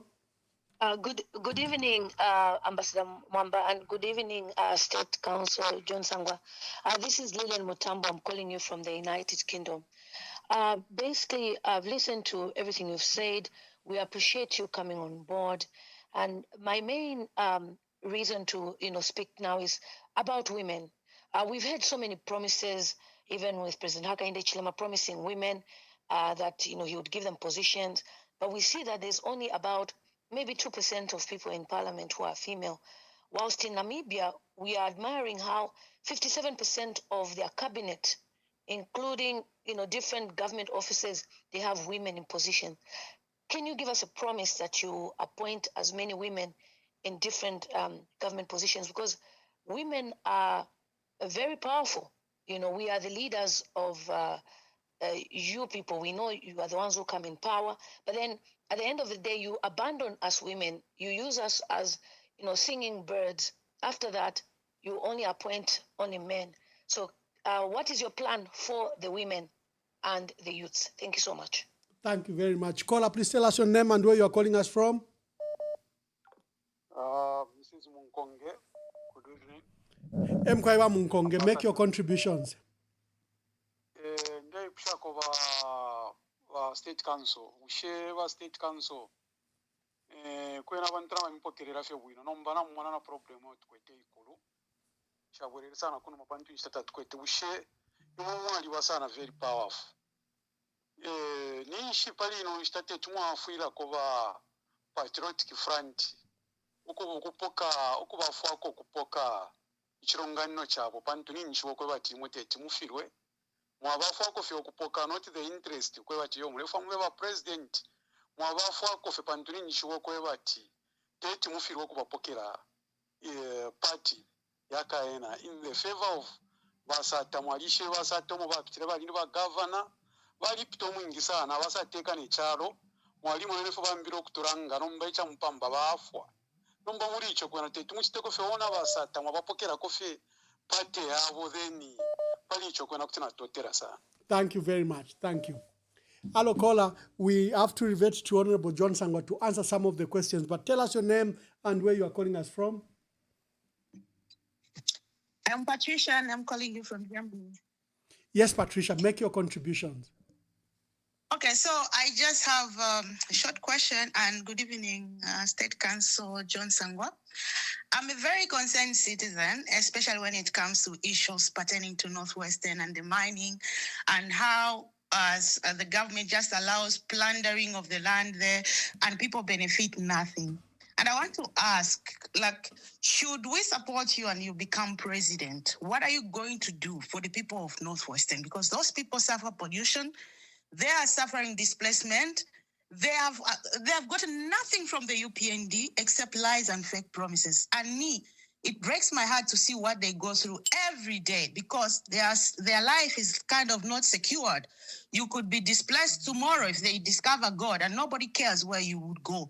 And so for me, it really matters to know who will become president, what are their policies, and what do they have in place for those people in Northwestern Province. Thank you. Thank you very much. Hello, caller, please tell us your name and where you are calling us from. Okay, thank you. This is Tirimbike Zulu calling from Lusaka, Zambia. Yes, Mr. Tirimbike Zulu. To you both. Yes, please. Yeah, my question is regarding the Constitution. The amendments that have been proposed by the government and the technical committee that has been constituted. There's been an indication by some players to say if government proceeds with that process, the matter will be taken to court, just try to stop it from the courts. Now, looking at the way our courts are operating, should the court process fail to halt that process of constitutional amendment, what other avenues can we take as a country? Because I don't think the courts, the way they are operating, are able to stop that. We've had people who have cases there, bail pending appeal has been denied. I can refer to the matter of the Patriotic Front, which we believed would be concluded today. Just something else came up. So, in short, I don't think this process can be stopped through the court. So, Honorable Sangwa, as a constitutional lawyer yourself, how can you help Zambians, or what advice can you give Zambians to halt that process of constitutional amendment? Thank you. Thank you very much. For all those calling, I think let's give Honorable John Sangwa space to answer some of your questions. Callers, you come in the second round. At least he has a few. Let's start with Professor Kasonso. He's asking pointed questions to you, and then let's take the other questions as they came. Yeah. He said a lot of things. By the way, when I was talking about Botswana, I meant the GDP per capita. Okay. Now, of course, we can go into a lengthy conversation, but this is not actually the forum to be able to do that. In the sense that what I was pointing out was just to illustrate the point. These are technical issues that have to be discussed, and what I was trying to demonstrate that the GDP per capita of Botswana is far much higher than that of Zambia. And yet, if I may just give the numbers, in 1964, the GDP per capita of Zambia was about $235. That of Botswana at independence in 66, it was $85. Now, if we consider the buying power of the dollar between 1964 and to date, the buying power of $1 in 64 is equivalent to $10. So effectively, the GDP of Zambia in today's terms would be around 2,300. That of Botswana would be around $850 in today's terms. But the reality is that of Botswana is well in excess of $7,000, whereas Zambia is around 1,300. So in terms of GDP, Botswana has surpassed us. Okay, that is the point I wanted to make. I wanted to find a simpler way of demonstrating that. I can't explain how. Okay, I can only guess. I mean, at the end of the day, it's up to the appointing authority to decide who should be on the technical committee and who should not be on that committee. I've had my own way of contributing to the constitution making process, and I've taken some of the cases to court, and some of the cases have actually led to the amendment of the constitution. Some of the issues we argued in court have ended up being incorporated in the especially in terms of the constitution as amended in 2016. For instance, one of the things that is very elaborate in the 2016 16 amendment is this provision about the presidential immunity. All those provisions under the Constitution emanated from the case that we did on behalf of President Chiluba. Now, because he didn't have the protections that is currently in the law, and we argued that he needed to be heard. Now, because of the way he was treated, and everybody realized that the system was not fair to him, that is why there is such a robust procedure in the Constitution on the removal of the president's immunity. But I can't explain. It's a complex process, because whenever somebody has a decision to make in terms of the composition of the of the technical committee, they are driven by their own interest, and invariably, whoever determines the composition of the technical committee has an agenda. That composition is never interest-free, including the one that we were told yesterday. One may ask, how was that composition arrived at? Okay, so you can't explain. Maybe only the appointing authority will be able to explain. Now, I don't know Professor Kasonso that well. I've met, I'm not good with names, but I'm good with faces. I have no recollection. Now, these are the challenges that I've stood for. I don't know how much he knows about me. I've never interacted with him, and I don't have recollection of interacting with him to be able to know personal details about whether I speak a Zambian language or I do not. Okay. Now, these are the problems that we are dealing with. Ambassador, this is one of the things that I've raised in point number 3. We are to talk about national unity. We need to be ready to rise above tribe, region, party, and stand together as one people. There is one thing that I do not subscribe to, that is tribalism. Ambassador, I think you and I have known each other for many, many years. Not once have we had a chance to begin to talk about what tribe is and what tribe is not. Okay? Because for me, I am actually one of the things that actually shocks me in this particular environment, which I cannot really understand, is the extent to which tribe has become such a prominent feature in our discourse. When I was growing up, I never knew tribe. And I was just explaining to somebody to say, when I was growing up, one of the things that my parents would tell me is that don't play around with that boy, or don't play with that boy. The only reason that they were referring to was maybe that boy, or he doesn't bath, or he has a foul language. It was always about character. It was never about tribe. And fortunately for me, I grew up in that environment where tribe was never an issue, and I've never taken that to be an issue. And what is surprising for me is, and that is why I've raised in point number 3, we need to be united. Okay? The problem is that tribe has become an issue. We've become so divided, so polarized on tribal lines. That is a very dangerous recipe.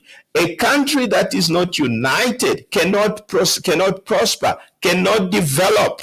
Okay? And one of the things that I've heard, for example, people have argued to say, yes, it is okay. For example, they're talking about tribalism today because it was practiced by President Lungu.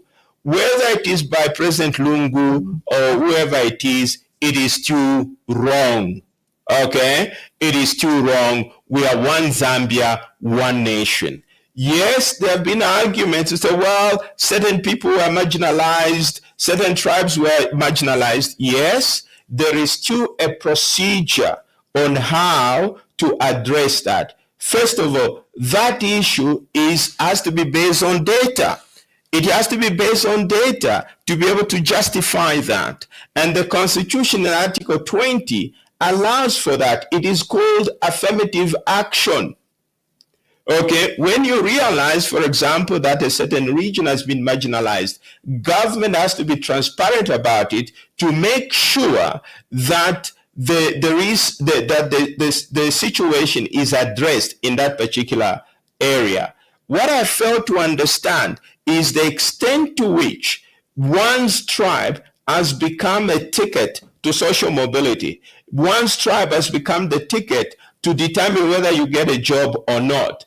That is not the way we have to develop this country. And that is one of the questions that I have asked. Are we ready to rise above that? Okay? Are we ready to rise above that? That is very important. Professor talked about President Chiluba. We can differ as to what it is, whether privatization was a success or failure. But of course, hindsight is always perfect. But one of the things that we have to acknowledge is that the rest of the world used Zambia's privatization exercise as basically as an experiment. Now, this was the first country in English-speaking countries, amongst the English African-speaking countries, to go through this process. So obviously, it was the people are going through uncharted waters. So we can debate on that, whether what they did was right, was wrong, and so forth. But at the end of the day, we are suffering of course, effects of that particular outcome. But I do believe there is a reason why I share the view that yes, he made some of the tough decisions, and some of the decisions, especially in the mining sector, that President Chiluba made are actually responsible for the mining boom that we have experienced, the way the mining industry has evolved. Some of the decisions that he made are critical and are credited for whatever is happening currently. We can go on debating, and I don't claim to be knowledgeable in all these things. But what is important is the country is where it is. It is in a state of crisis, okay? It is in a state of crisis. The population is increasing, and the economy is not growing in tandem with the population growth. That is the reality, and those are the issues that we need to confront. There was another caller talking about women. The issue is very simple. It is in the Constitution. I think it should be Article 259, that when it comes to appointments, the appointing authority should be sensitive to make sure that appointments are inclusive. It is as simple as that. And furthermore, the Bill of Rights is very clear that there are certain issues that are fundamental. You cannot discriminate on account of gender. You can't do that. Now, you are asking for assurances. I had a conversation with somebody who asked me the same question, and he said, you know what? We supported HH, and he said all the right things, but once in power, he forgot about the assurances that he gave. And I said, well, first, I'm not HH, okay? Number two, and you wanted some assurances for me. And I simply said, you have to look at my track record in the last 30 years. If my track record in the last 30 years does not give you comfort that I'll keep my word, then there are no words that I can give you that will give you comfort. Okay? And that is why I'm talking about having my life should be able to speak for itself. It should be able to give you comfort. If it can't, then obviously I'm not the right person. Then there is a problem in that regard. Because I do believe words are very cheap. People can say whatever they want to say. Minerals, Ambassador, I think you remember you and I previously spoke about this. We did say that there is a provision in the Constitution which clearly states that in areas where minerals are being exploited, government must pass legislation to make sure that the people in that area benefit from those minerals. And the issue is very simple. All these things are in the Constitution. All what is required is for government to pass that legislation. For example, for the people of Northwestern Province, what is required is for the government to pass a law to make sure that the wealth that is being generated in that province, a portion of it remains in that province. Okay? And this is very important to make sure that it is a win-win situation as far as the generation of wealth is concerned. You know, and at the end of the day, we all know that at some point copper will finish, and the people that will be impacted, like it is happening in Kabwe with the situation of lead, is the residents of Kabwe. What have they benefited? Nothing. Okay, but laws are there, and that is what I am saying. Are we ready to stand to make sure that we live true to the ideals contained in the Constitution? Because all these things are there, but unfortunately, there is no political will to implement these issues. Okay, thank you. The answers are there.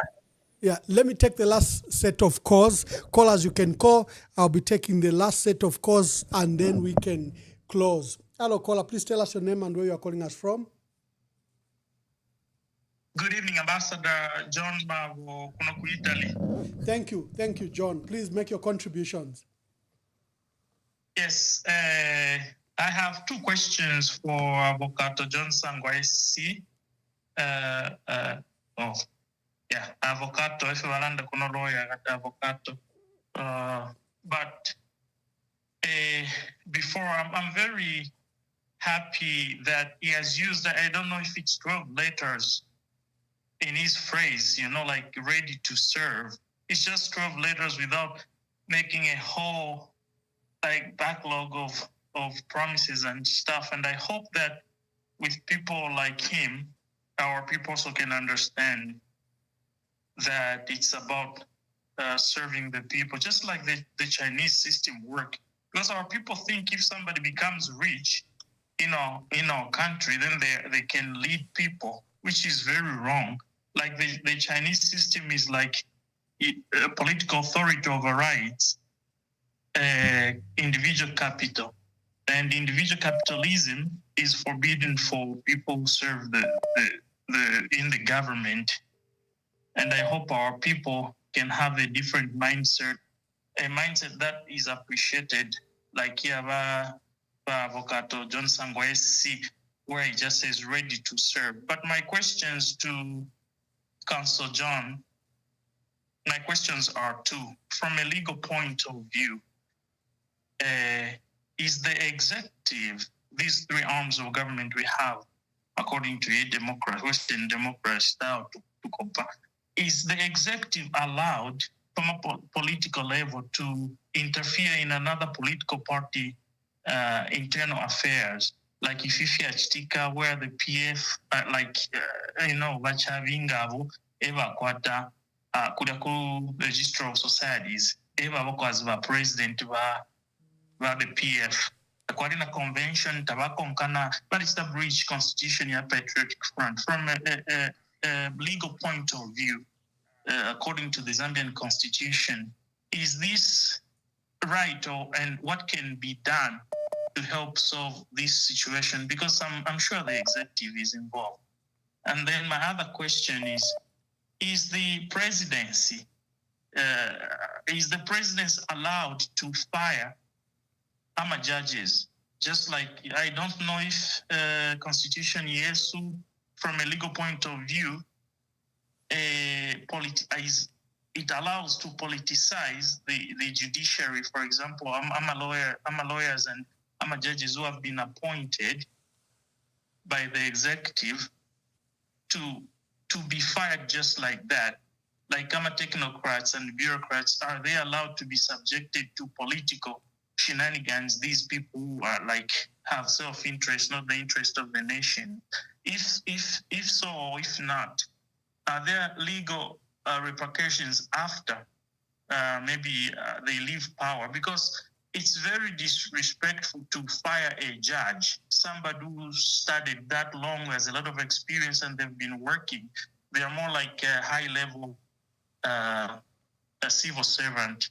So I wanted to ask these questions about the legality of interfering in another political party, the internal affairs, and also the firing of judges who serve the judiciary at that level. Thank you, Ambassador. Thank you very much. Thank you. I've got this call. Linda Banks from the UK has written a message. Mr. Sangwa, you have consistently emphasized the need for integrity and accountability in public office. In your view, how important is a mandatory declaration of assets by public officials, including strengthening transparent governance in Zambia? And what measures would you propose to ensure this practice is just not symbolic, but effectively reinforced? Let me take this call. I have two people waiting, but hello, my dear sister. Please tell us your name and where you are calling us from.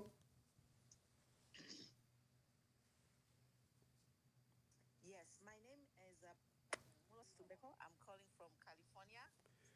Hello, Queen Pumi from California. Yes, make your contribution. Oh. Hello, please tell us your name and where you're calling us from. I think it's Queen Pumi. Yes, the line got cut. Thank you, Honorable Ambassador Mwamba. It's an honor to be here, be able to speak to our counsel, John Sangwa. We are proud of you, and thank you for the tremendous work that you're doing to form Mother Zambia. I wish there were more men like you. Our country would be different. But my question is,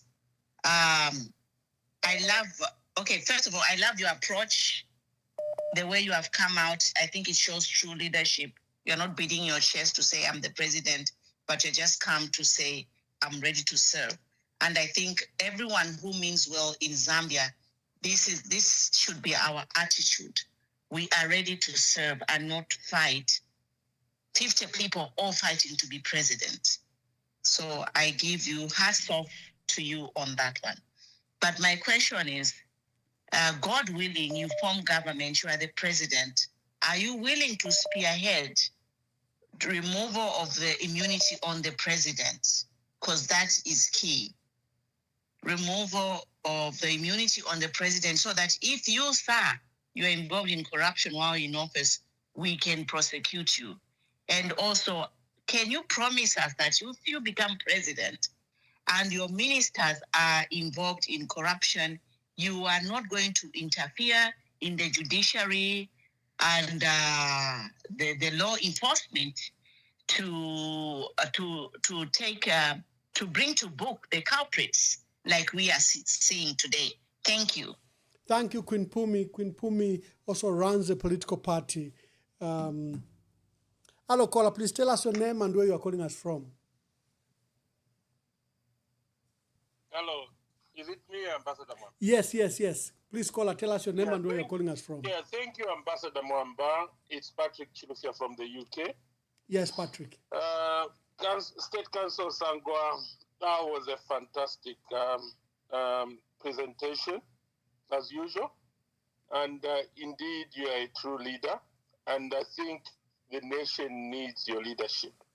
I think Zambia has been trying the same things all over and over again, and nothing has been working. And it's time to reset Zambia back to 1964 and start all over again. And Zambia needs a leader like you. I've just got few quick questions.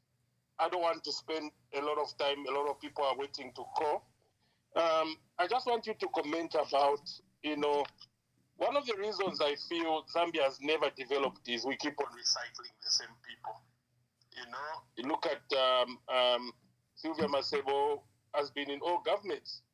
And at one point, HH wrote to SATA, 2012, 2013, it's there in Lusaka Times, that you should fire Sylvia Masebo and Winter Kavimba because they were corrupt. Fast forward, HH appointed Silva Masewa as minister of a ministry that is a cash cow, Minister of Health. Fast forward, Silva Masewa. Fast forward, Winter Kavimba is a member of the alliance of the UPND. So what do you think about extractive institutions? Would they help? If you had to form government, would you bring people attentive? People who've been moving from one political party to another, just they know the system and they keep on extracting. That's the first question. And then the second one is our minerals. Zambia is so rich, Basangwa.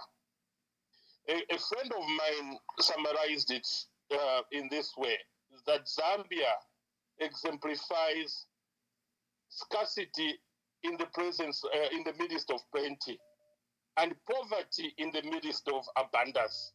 With our mineral resources, Basangwa, what would you do if we appoint you as a president? How are you going to make our minerals benefit Zambians? Because Zambians have never benefited. We can use that money for education. You saw how Kaunda did it, education, hospitals, everywhere.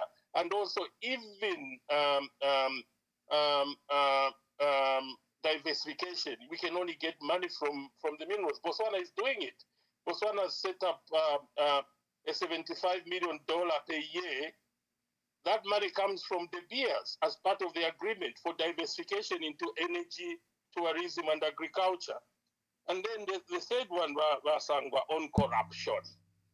What do you think about the systematic corruption in Zambia? And why is that if government after government we failed to eradicate this corruption? And then the next one, Basangwa, Queen Pumi, my sister, we fought together to remove Lungu and put this government that has made a U-turn against us. Asked a very good question about removing the immunity of the president. I don't think we need that. South Africa, we all know how that public protector managed to prosecute Zuma whilst in office. We've got a public protector in Zambia, or they used to call them investigator general. How come Mopani was given away just like that, and the public protector was quiet? What do you think about? Can you comment about the Mopani deal also? Then the debt restructuring. What do you think it was done? How would you do better? And then the last one is that's all. I think you're the right candidates to unite the nation. I rest my case. Thank you very much. Hello, caller. Please tell us your name and where you are calling us from. Hi, thank you very much, Ambassador Mwamba. It's Dr. David Kajila here in Canada, Ontario, to be specific. Yes, welcome, Dr. Kajila. Thank you very much. Please make your contributions. Thank you. State Council, it's such a pleasure to hear you come out and put your name forward to serve. I think this is one of the best things that has happened in this period. First of all, I want to say you are a breath of fresh air to the political scene in Zambia. And I just want to encourage you to stay the course despite all the things that may come your way. The people of Zambia, I'm sure, will protect you. Now, the comment I want to make is twofold. First of all, I like your approach of putting the constitution of the country as the foremost instrument that should be used in governing the country. I like that fact because the moment we start adulterating our constitution, then our country goes on a slippery slope. We lose direction, and anybody then comes in and just plays around with it like a soccer ball. We want that to change, so I like that approach. The second point that I wanted to make, and actually is a question, is regarding strengthening the institution. I've heard you say several times that you want to strengthen the institution of governance and also separation of powers. what will be the first steps once you take over government and on how you're actually going to effect that? Can you give us sort of a glimpse into that? And finally, I want to reiterate Patricia's comment about the Northwestern province, and in fact, not only Northwestern, but all over the country where minerals are being extracted. It's very, very important that the people be compensated, and I'm glad you've raised that point of doing that. Finally, the issue of the way parties are funded, I think you touched that on your 10-point questions to the country. The raising of funds, we don't want a situation where foreign entities sponsor parties so that when they come into power, they follow the agenda of those sponsors. We want indigenous, grassroots kind of funding. And so, can you, when you get into power, push for the law for declaration of where the sources of sponsorship are coming from? Thank you very much for your attention, and I look forward to hearing from you. Thank you. There are so many calls.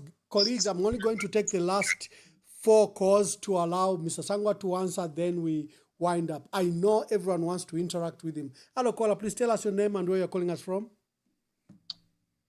Yeah, I'll remain anonymous. Anonymous, make your contributions. I have only 2 questions for State Council John Sangwa. John Sangwa, na konkan malingma program yanu yonse wa John Sangwa makamba timuntu anesowera kuri constitution ya Zambia, that person cannot be your friend. So question ya meni nayo, abantu wasowera kuri constitution ya Zambia, you are quiet all this while. That's the first question. Second question, wa John Sangwa. Nanga chamene chichitika ku constitution court, chamene sofuna kusainira pali consent judgment ya wa PF ni chani. Ero ngati mwankala wa president ya abantu wasowera ku constitution ya Zambia. Chamene muuza mazambia, chamene mzaka chitana abantu once you are elected as a president. Nichani, because you have my support, I want you to become a Zambian president. So, nifuna ma promises yaza chukapaka mwapano kuli bantu wasowera constitution ya Zambia. Now a consent judgment, yawa PF yani taking 5 minutes. Kwenda kufa hapo signature ya 10 seconds. Why changala nchini chovuta kwenda kufa hapo signature oti basaine baje judge when you became a president. What are you going to do with this type of judges we have in Zambia? I submit, sir. Yes, caller, please tell us your name and where you are calling us from. Good evening, Ambassador. Good evening. I'll remain anonymous, Ambassador. I wanted to ask State Council John Sangwa, because he said that he's articulating the issues very well. We are happy here. But I wanted to find out also from him, since he said he's ready to save the people of Zambia. Like he's given now a chance by the ruling party, that is Akainde Hichilema, invites him to work together. Is he ready to work with the ruling party, like in 2026? Can he join them? Okay, that's my question I wanted to ask, Ambassador. Thank you. Oh, wonderful. Thank you very much. Yeah, like I said, let me just take the last 2 calls so that we allow Mr. Sangwa. I know there are so many calls, Mr. Sangwa, so many calls, but time restraint, there's a team that is working on the ground. We have to give them. Hello, caller, please tell us your name and where you're calling us from.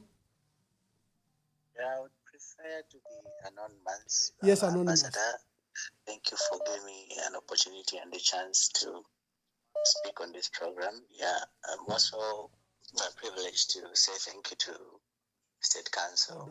Hold on. Proceed, please proceed. Yes. Basically, my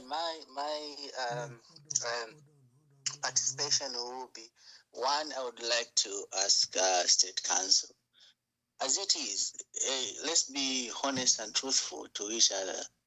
Zambians right now, we know for sure that the biggest and the prevailing biggest opposition party is PF. PF has never been broken before, and it still remains the biggest opposition party right now.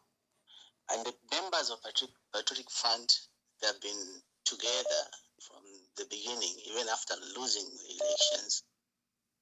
Yes, I am not saying no to the ambitions of State Council to lead, but my question is he also, can he also think of how is he going to look into the injustice that has happened to the Patriotic Front? Of course, he said he is not looking into forming another political party, meaning obviously he's ready to join any political party that can go with what he's able to offer.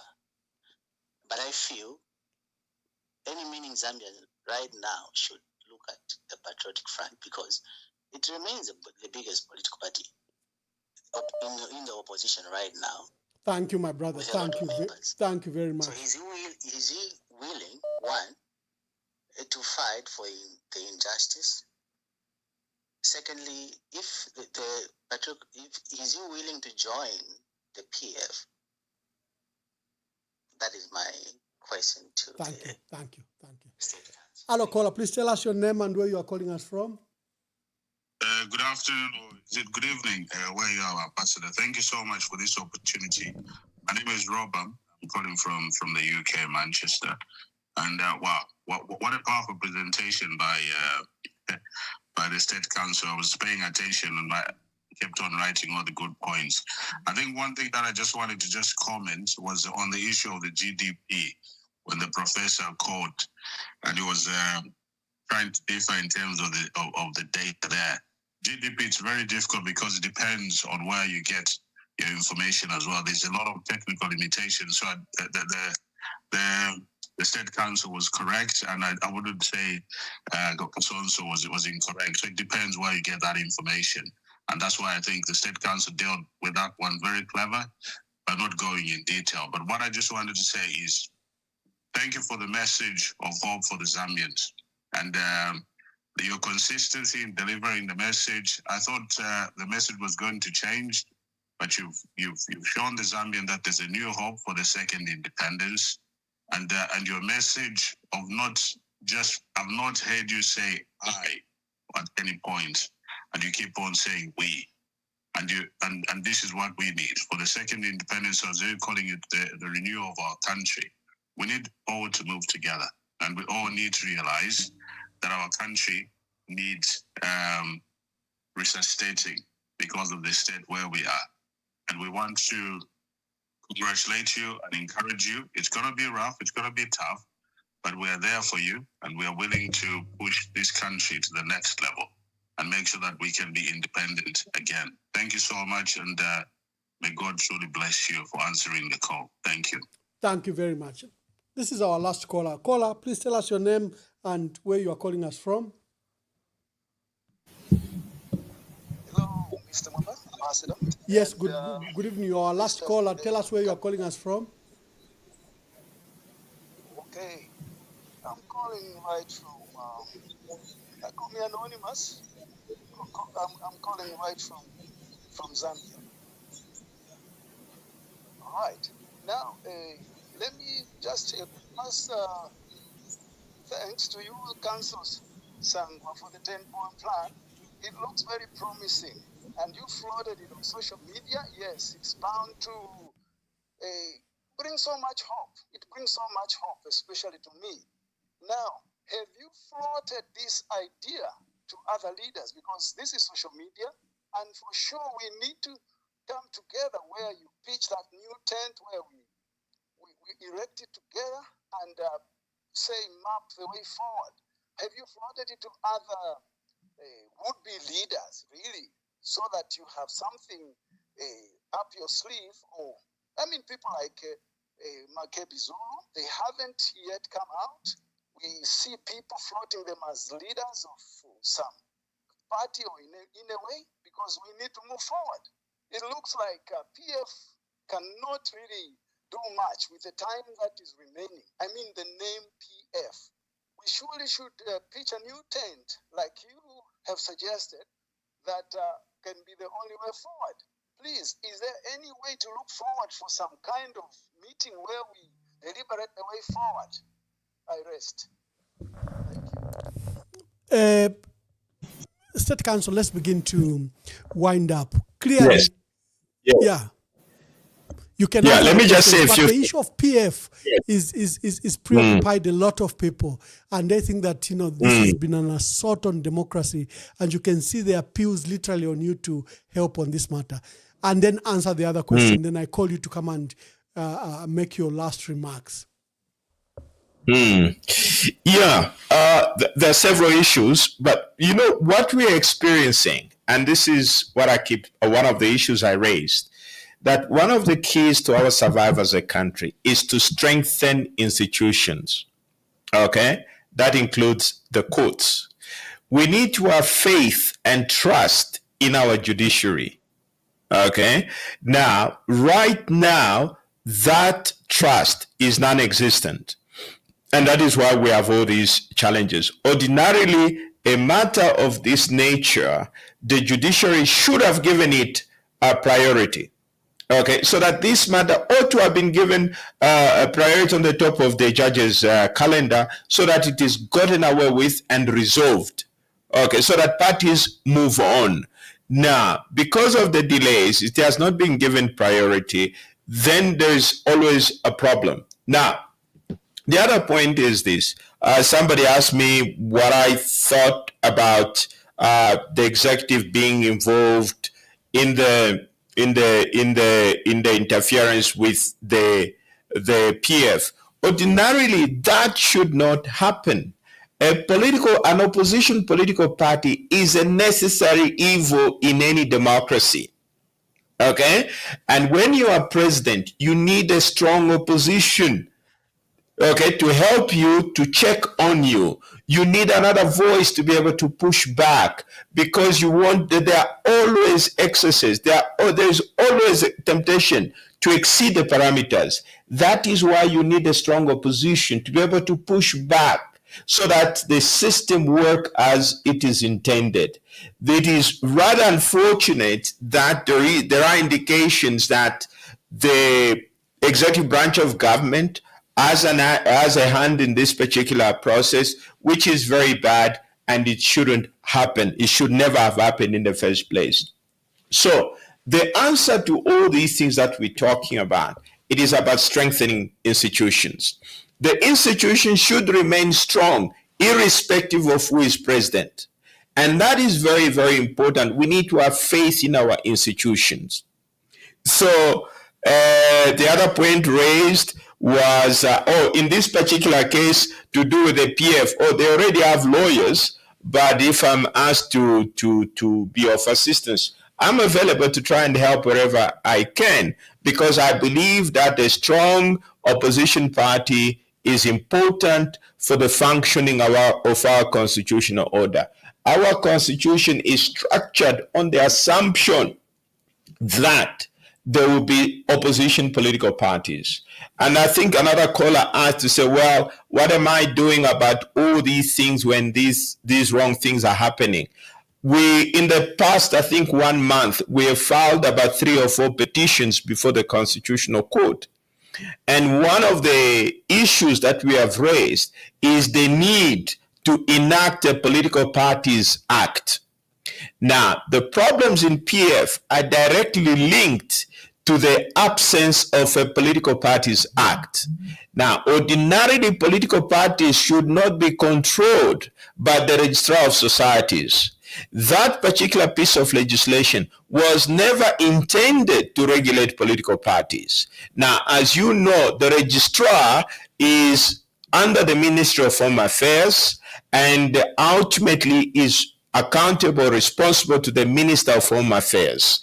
And the Minister of Home Affairs comes from the ruling party. So it is an arrangement that undermines democracy. And that should not be the case. And that's why we filed a petition where we are saying that there should be enactment of a Political Parties Act. Now, there is another point to do with the removal of immunity. The law is very clear. The law is very clear. If there is evidence that a former president got money okay, got money. There is evidence. It is all dependent upon evidence. That evidence must be tabled before the National Assembly. It is not a matter of discretion on the part of whoever is president. It is mandatory. Once there is evidence of wrongdoing on the part of the former president, that evidence must be tabled before the National Assembly. And that process ought and must be actuated if there is evidence. It is not, removal of immunity is not supposed to be used as a tool to settle political scores. That's not what its objective is.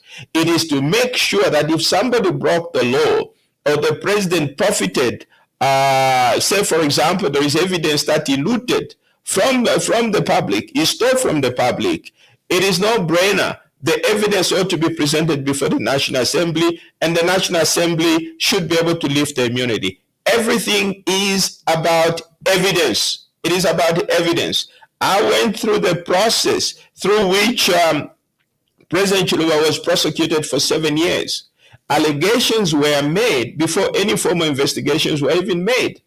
At the end of the day, a lot of allegations were made which turned out not to be true. So that's not the purpose of removal of immunity. There has to be a genuine case to warrant removal of immunity. And if there is that evidence, the National Assembly should be able to remove the immunity to pave way for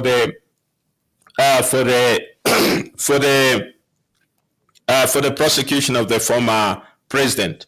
Now, there is this thing about, I think somebody asked about the minerals. I mean, it's very simple. The issue is very simple. Government's responsibility, every primary responsibility is to its people. Okay? Now, all what we have to ensure, we have the resources in the country. Those resources have to benefit the Zambian people. Full stop. Okay? There has to be a system where the people, and in any case, it's not even a matter of debate. It is in the Constitution. The people must see the benefits.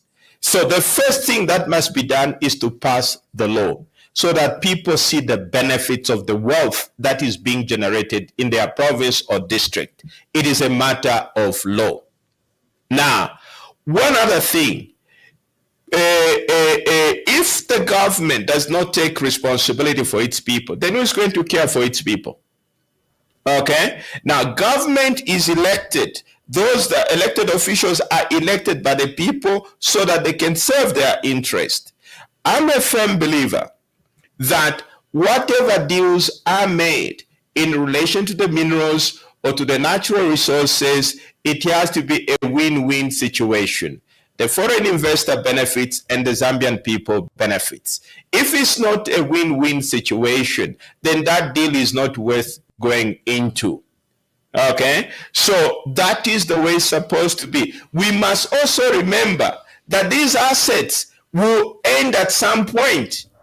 Now, what happens if those resources expire and there is no transformation of those areas? What are you going to do? That is poverty that you're going to create. So it has to be an arrangement such that it benefits the country. Now, corruption is easy. Again, it comes down to strengthening institutions of government.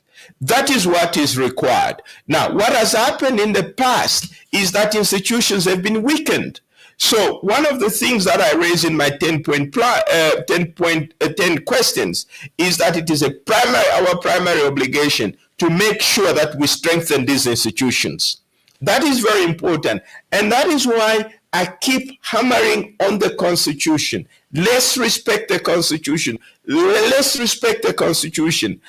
And no foreign investor will ever trust a government that does not respect its own Constitution. You have a problem there. And the Constitution is the foundation of who we are. It is the foundation of our republic. Now, somebody else raised the issue about uh, uh, yeah, I think I've answered that. A declaration of asset is very simple. This issue was there during the time of Kaunda. They had something called the leadership code.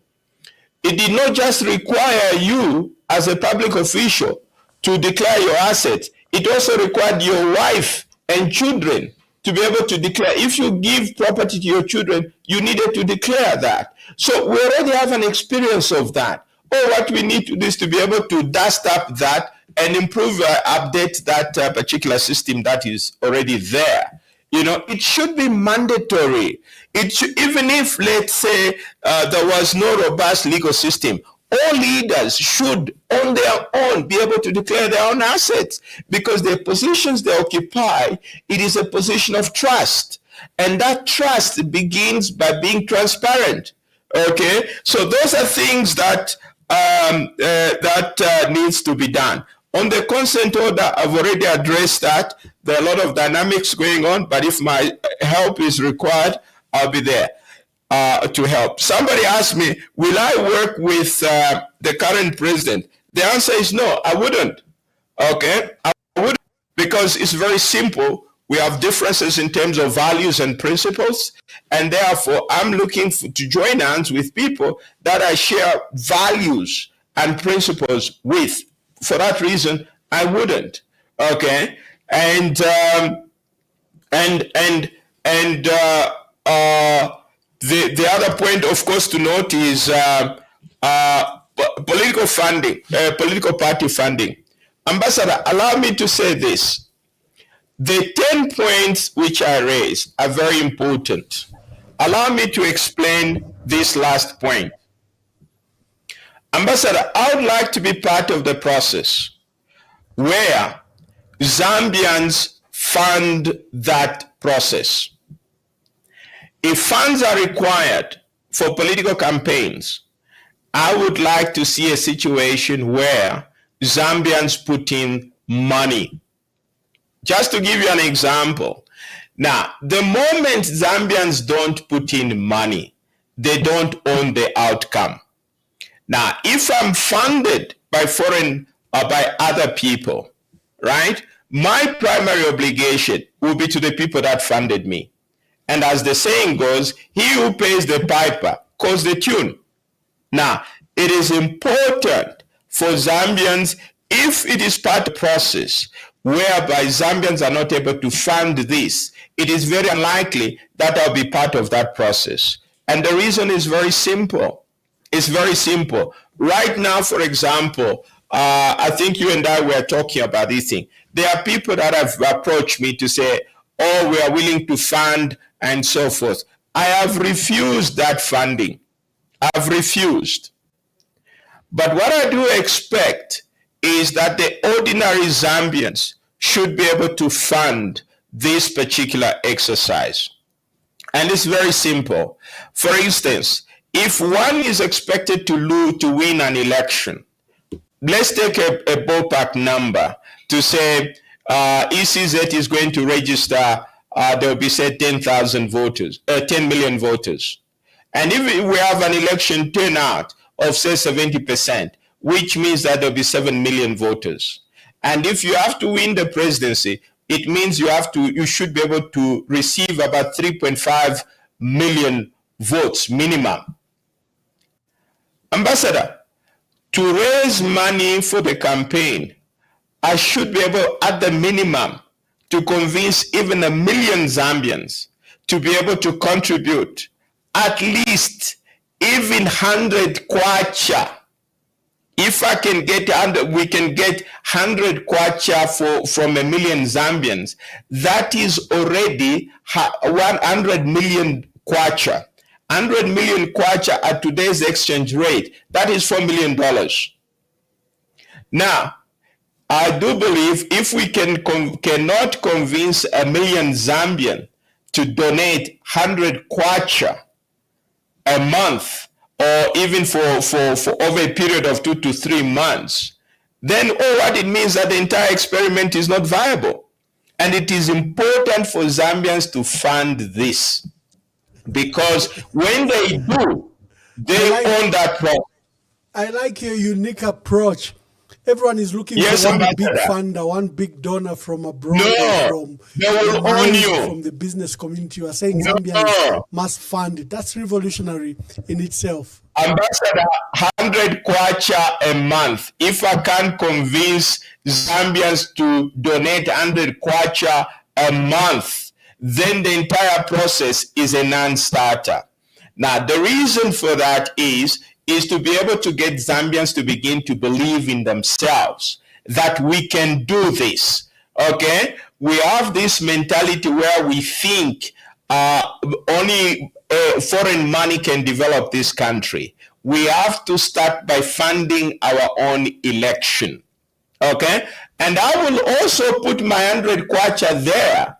Not more than that. If I told the limit is 100 kwacha, I will also put my 100 kwacha there. Because we have a shared interest in the process, okay? And we have to make equal investment. Now, the danger of getting money from unknown sources is that they'll capture you before you even start. And when you get into office, you'll be working for them as opposed to working for the Zambian people. So Zambians have a choice to make. Okay, do they want to control their own destiny or not? There is no way you can control a government that you did not fund. So to succeed in that, we need to change the way we fund our political experiment. That is the way we have to look at these issues. We can't continue doing the same thing and expecting a different outcome. We have to try something new. That is what I'm advocating for, and that is what I like to see. I like the proposal on funding. Yes, this proposal of and I'm looking forward to receiving your 100 I'd like to kwacha. invite you to make your last remarks. And as you make your last remarks, do you have an office? Have you set up a center? Where can people reach you? Because you have these questions you've thrown to them, and they're asking, how can we answer this question? Someone said, is it just on social media? Is there an office they can come to, or those matters will come later? So give me your last remarks, and please answer where they can find you. Thank you. Ambassador, I've just thrown this challenge to the Zambians. Okay, depending upon the response, then the necessary infrastructure will be put in place. Okay, right now, obviously, we're able to access whatever information and feedback that is coming out on social media, and as we go ahead, we'll be able to set up the necessary infrastructure that is required.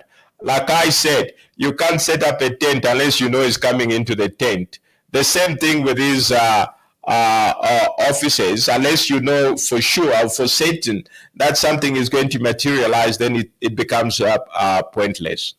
Now, my final comments are these, Ambassador. First of all, thank you for giving me this opportunity.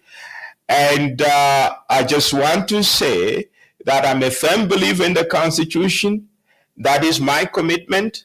I have lost friends over that, and I do not apologize for that. I get to sleep comfortably on that, because I do believe that once we destroy the Constitution, we destroy ourselves. There is nothing that will be predictable in the absence of a strong Constitution.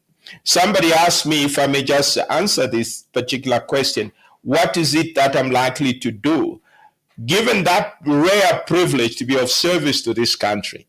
The first thing, the first order of business is simply to respect the Constitution.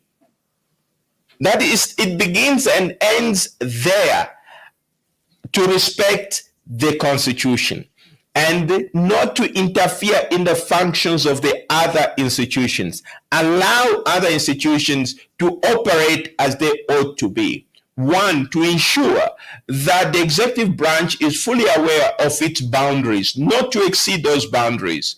The Parliament or the National Assembly also remains within its boundaries. The judiciary also remains within its boundaries, so that there is no interference. We have to respect the letter and spirit of the Constitution.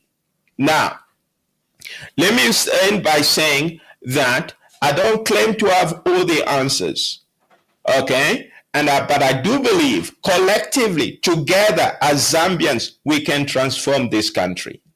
Okay, that responsibility is not that of one man, it is our collective. In fact, our working together to transform this country is not a favor to this country. It is our duty as citizens. Each and every one of us should be able to roll our sleeves and be of service to this country. We have a choice. Okay, either we continue on the same train, on the same path, stop pretending that we are transforming this country when we are not, or embark on a serious transformation of Zambia, and that will require sacrifice, and those sacrifices have to be shared. Once sacrifices are shared, the burden is lighter, and we can achieve so much together than if one was to do it alone. Thank you very much, Ambassador. Thank you very much. John Sangwa, ready to serve. You heard his thoughts, you heard his articulation on the matters, and you heard his point of view, and he's calling on you to serve with him. It's about service and sacrifice for our country. Mr. Sangwa, I would like to thank you, and great opportunity that you gave this platform an opportunity to come and air your views. God bless you. God bless you in your endeavors, and we wish you well and goodwill, and we can only hope that Zambians will buy into your idea. To our dear viewers, the phones are still ringing. I'm so sorry that we could only take a number of calls, but you still can go there on whatever thread and make your contributions. We have other guests lined up in the week. We have Dr. Griff Chelwa. He returns on Sunday, and we are reviewing the national budget and the way forward. This is the UPND's last budget. Is there anything that can change? Dr. Griff Chelwa, a renowned economist and a professor who's serving the United Arab Emirates, returns on Sunday. For the other leaders that we invite, we'll let you know. Today, we were featuring renowned lawyer and constitutional lawyer, John Sangwa. And his 10 questions to you, the viewers. Will you join him, and will you answer those questions? He has answered the call to save. Will you answer that call to join him and save? God bless you, and shalom, shalom. Anglo holds 85% stake in DBS, and Botswana, the government of the Republic of Botswana, holds 15. We are resolute now, and we've communicated a firm intention to increase our stake in DBS to a controlling stake that is upwards of 50%. Would you go higher than that? Would you consider taking it over? Yes, we'll go higher. Why? But because we want to have effective control of the industry. We want our voice to be heard. It's a matter of economic sovereignty for Botswana. It is absolutely imperative for Botswana at this point, particularly, to take a more active role and increase its stake. Where do you get the funds from, though? We have lined up a number of potential collaborators with us, if I may put it that way. We have targeted funders. We have parties. We have the Oman Sovereign Wealth Fund. We have others who are willing and ready to come on board with us. So we are more than ready with the transaction, and we've said the transaction must be concluded by end of October.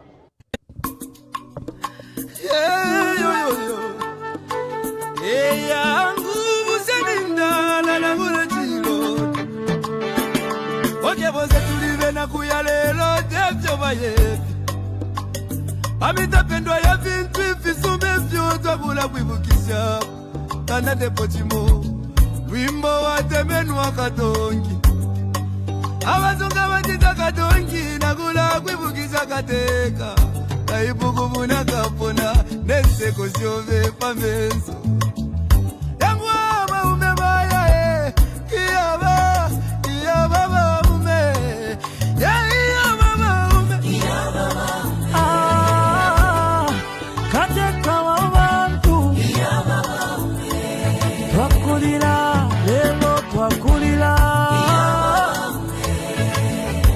kukonke milimo shore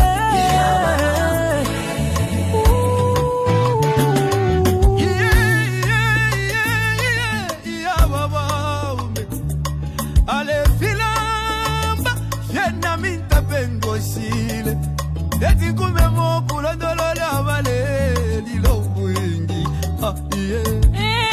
iseko wingi mwakwete isaso wingi mwakwete mwaya mwaya mwende wino tata wesu katushi muchibokege wali bomba kale lomba mwatuja tuleli lake